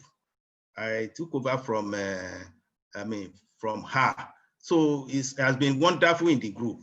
So when we're talking about this program, he immediately said he accepted responsibility to be part of the resource person. And you can know that she has really done justice to the to the topic. So thank you very much, Ma, for always being there. As at yesterday night, she was still at one program of, at the teaching hospital, Enugu, when I gave her a call to send her bow, and in fact, she sent her bow around 5 a.m. this morning and the presentation.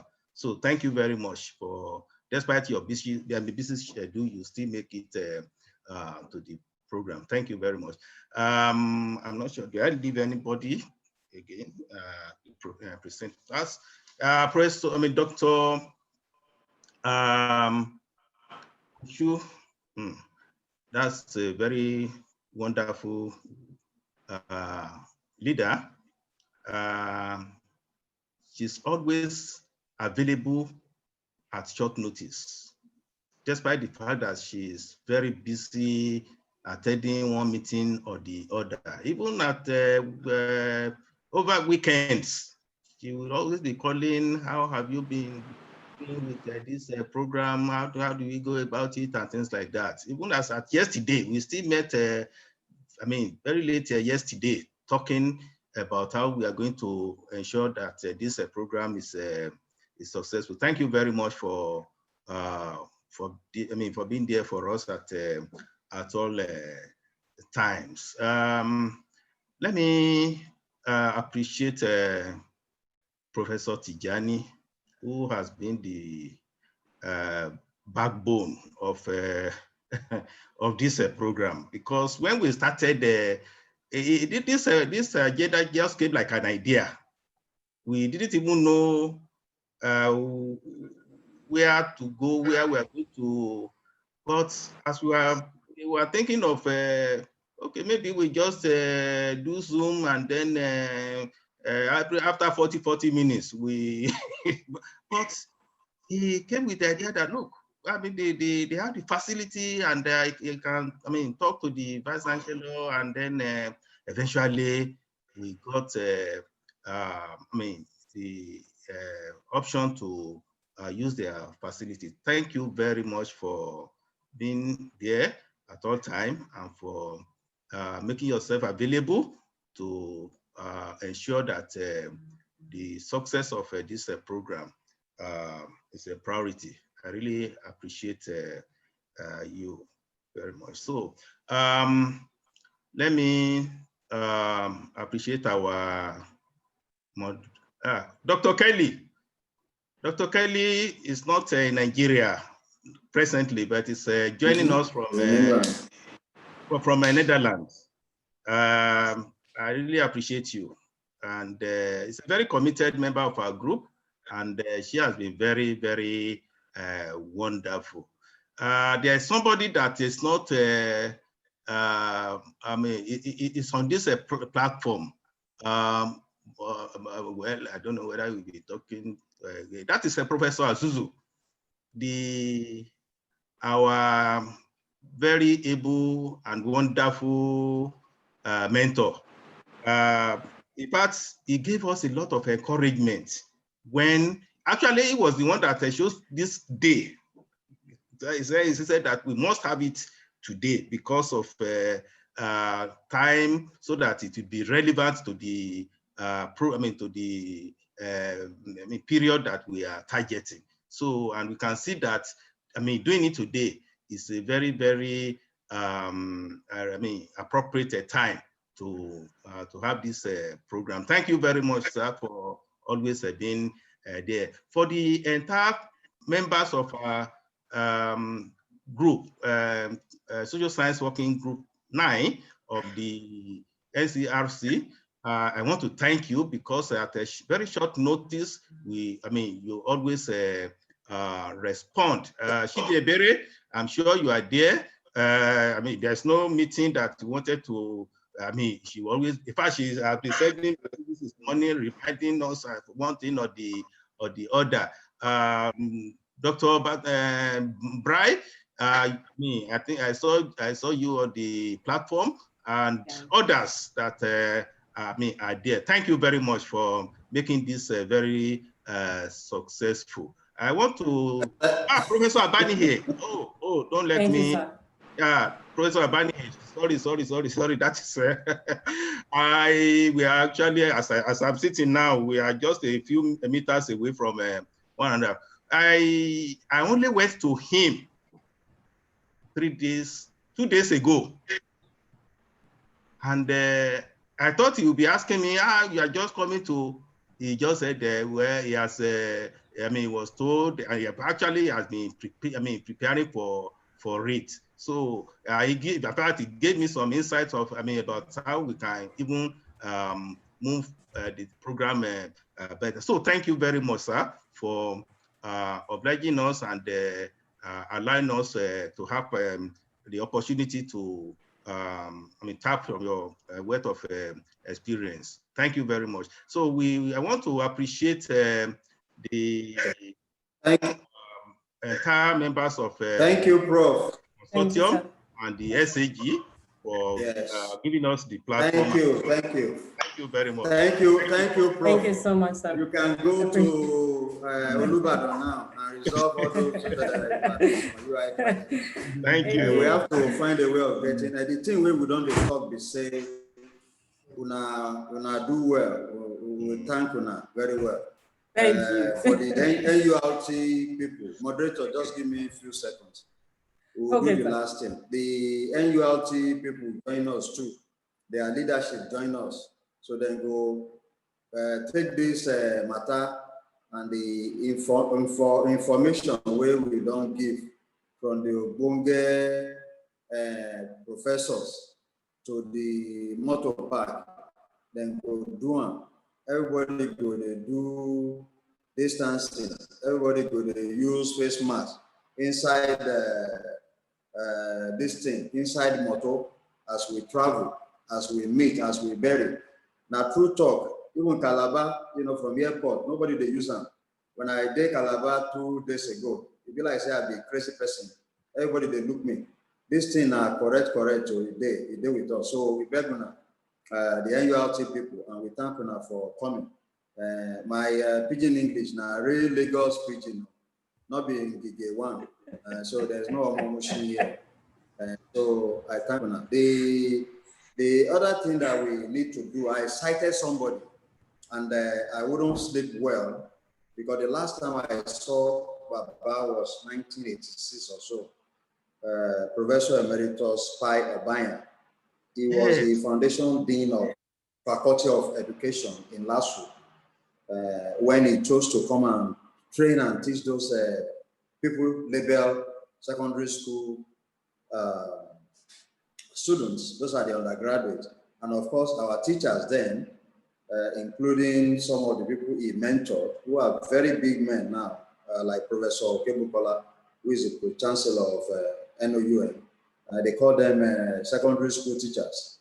But fast forward, 88 to date, we are really rocking as pioneers of LASU. And we thank God. So, Baba, we appreciate you, sir. You live long. Amen. Amen. We thank also our friends from the Caribbean. I saw Professor Bewaji with his students. Imagine people waking up is very, very early in the morning for them. Just like the professor from Prague, somebody from Canada. We can't mention all the names, but we thank you very much. But we are running up now, and the moderator has something, good thing where we want to complete this thing. And make una listen and allow Madam Moderator to take over. Thank you, ma'am. Thank you so much, Professor Tijani. That pidgin, I think it's enough for Wazobia FM. I think so. You might pass working on Wazobia FM. Thank you so much, sir, once again. All right, before we conclude, let's just share this very, very, very quick bit of information for everyone. Just take a look and enjoy this.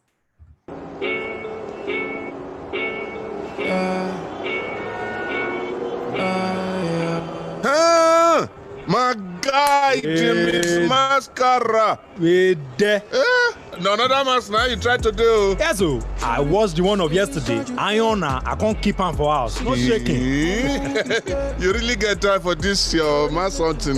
Yes, who know what make coronavirus catch her? Go get time for mask. But I just say they say, once we wash, no wahala again. No be there in end, oh. You know, say corona dey fly. True, now this one pass winch, oh. As me with you stand so, you see as I give you gap here. Eh, nah, that one now your way now. Since all this corona something start. So as we did so, me I cover, you say if you cover, if you.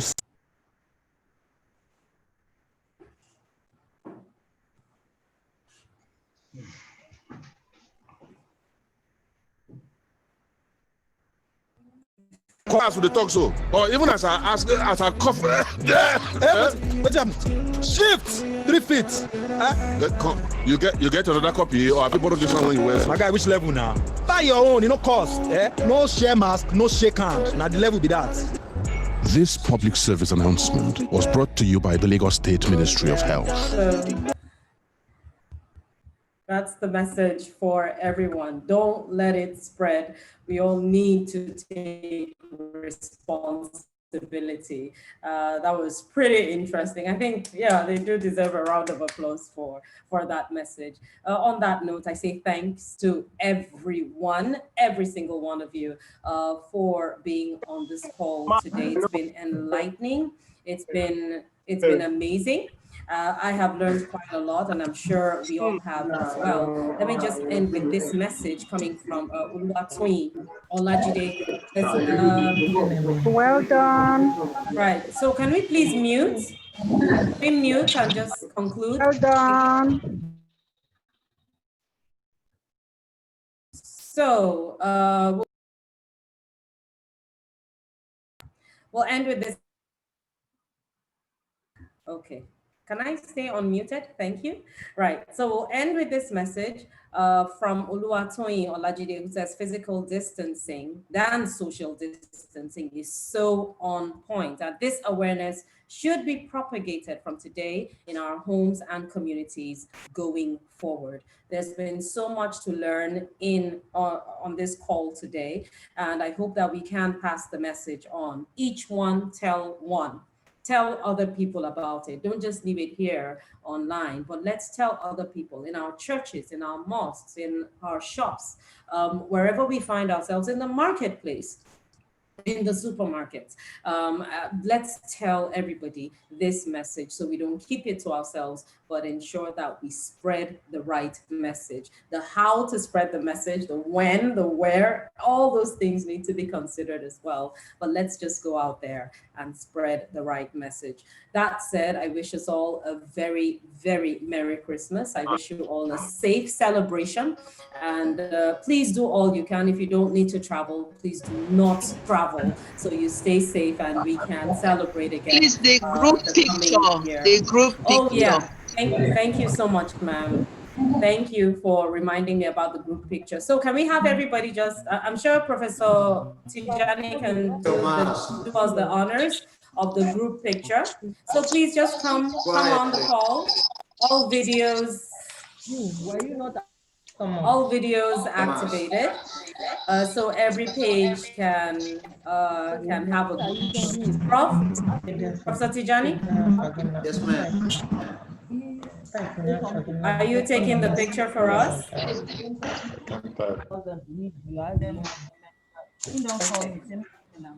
Go ahead. You can do the picture. Lovely. Picture. Go ahead. All right. So I have slide 1. Let me go to the next. One more. No, hold on. We're still taking all the people. You are too close to Dr. Mazosipo. Yes, that's what that one looks like. I hope everybody's showing. I see some people not showing their videos, but at least we have your names to show that you attended this. So thank you all once again for attending this webinar. Send your email. We're working on the certificate right away. Okay, okay. So certificates being worked on, and they will be shared with everyone. Thank you again. My name is Inya Ode, and this has been amazing. Happy celebrations. Merry. Thank you. That was great. It was a lovely one. Thank you all. Do enjoy the rest of your day, and God bless. Happy celebrations and Merry Christmas. Thank you very much. Wish you same.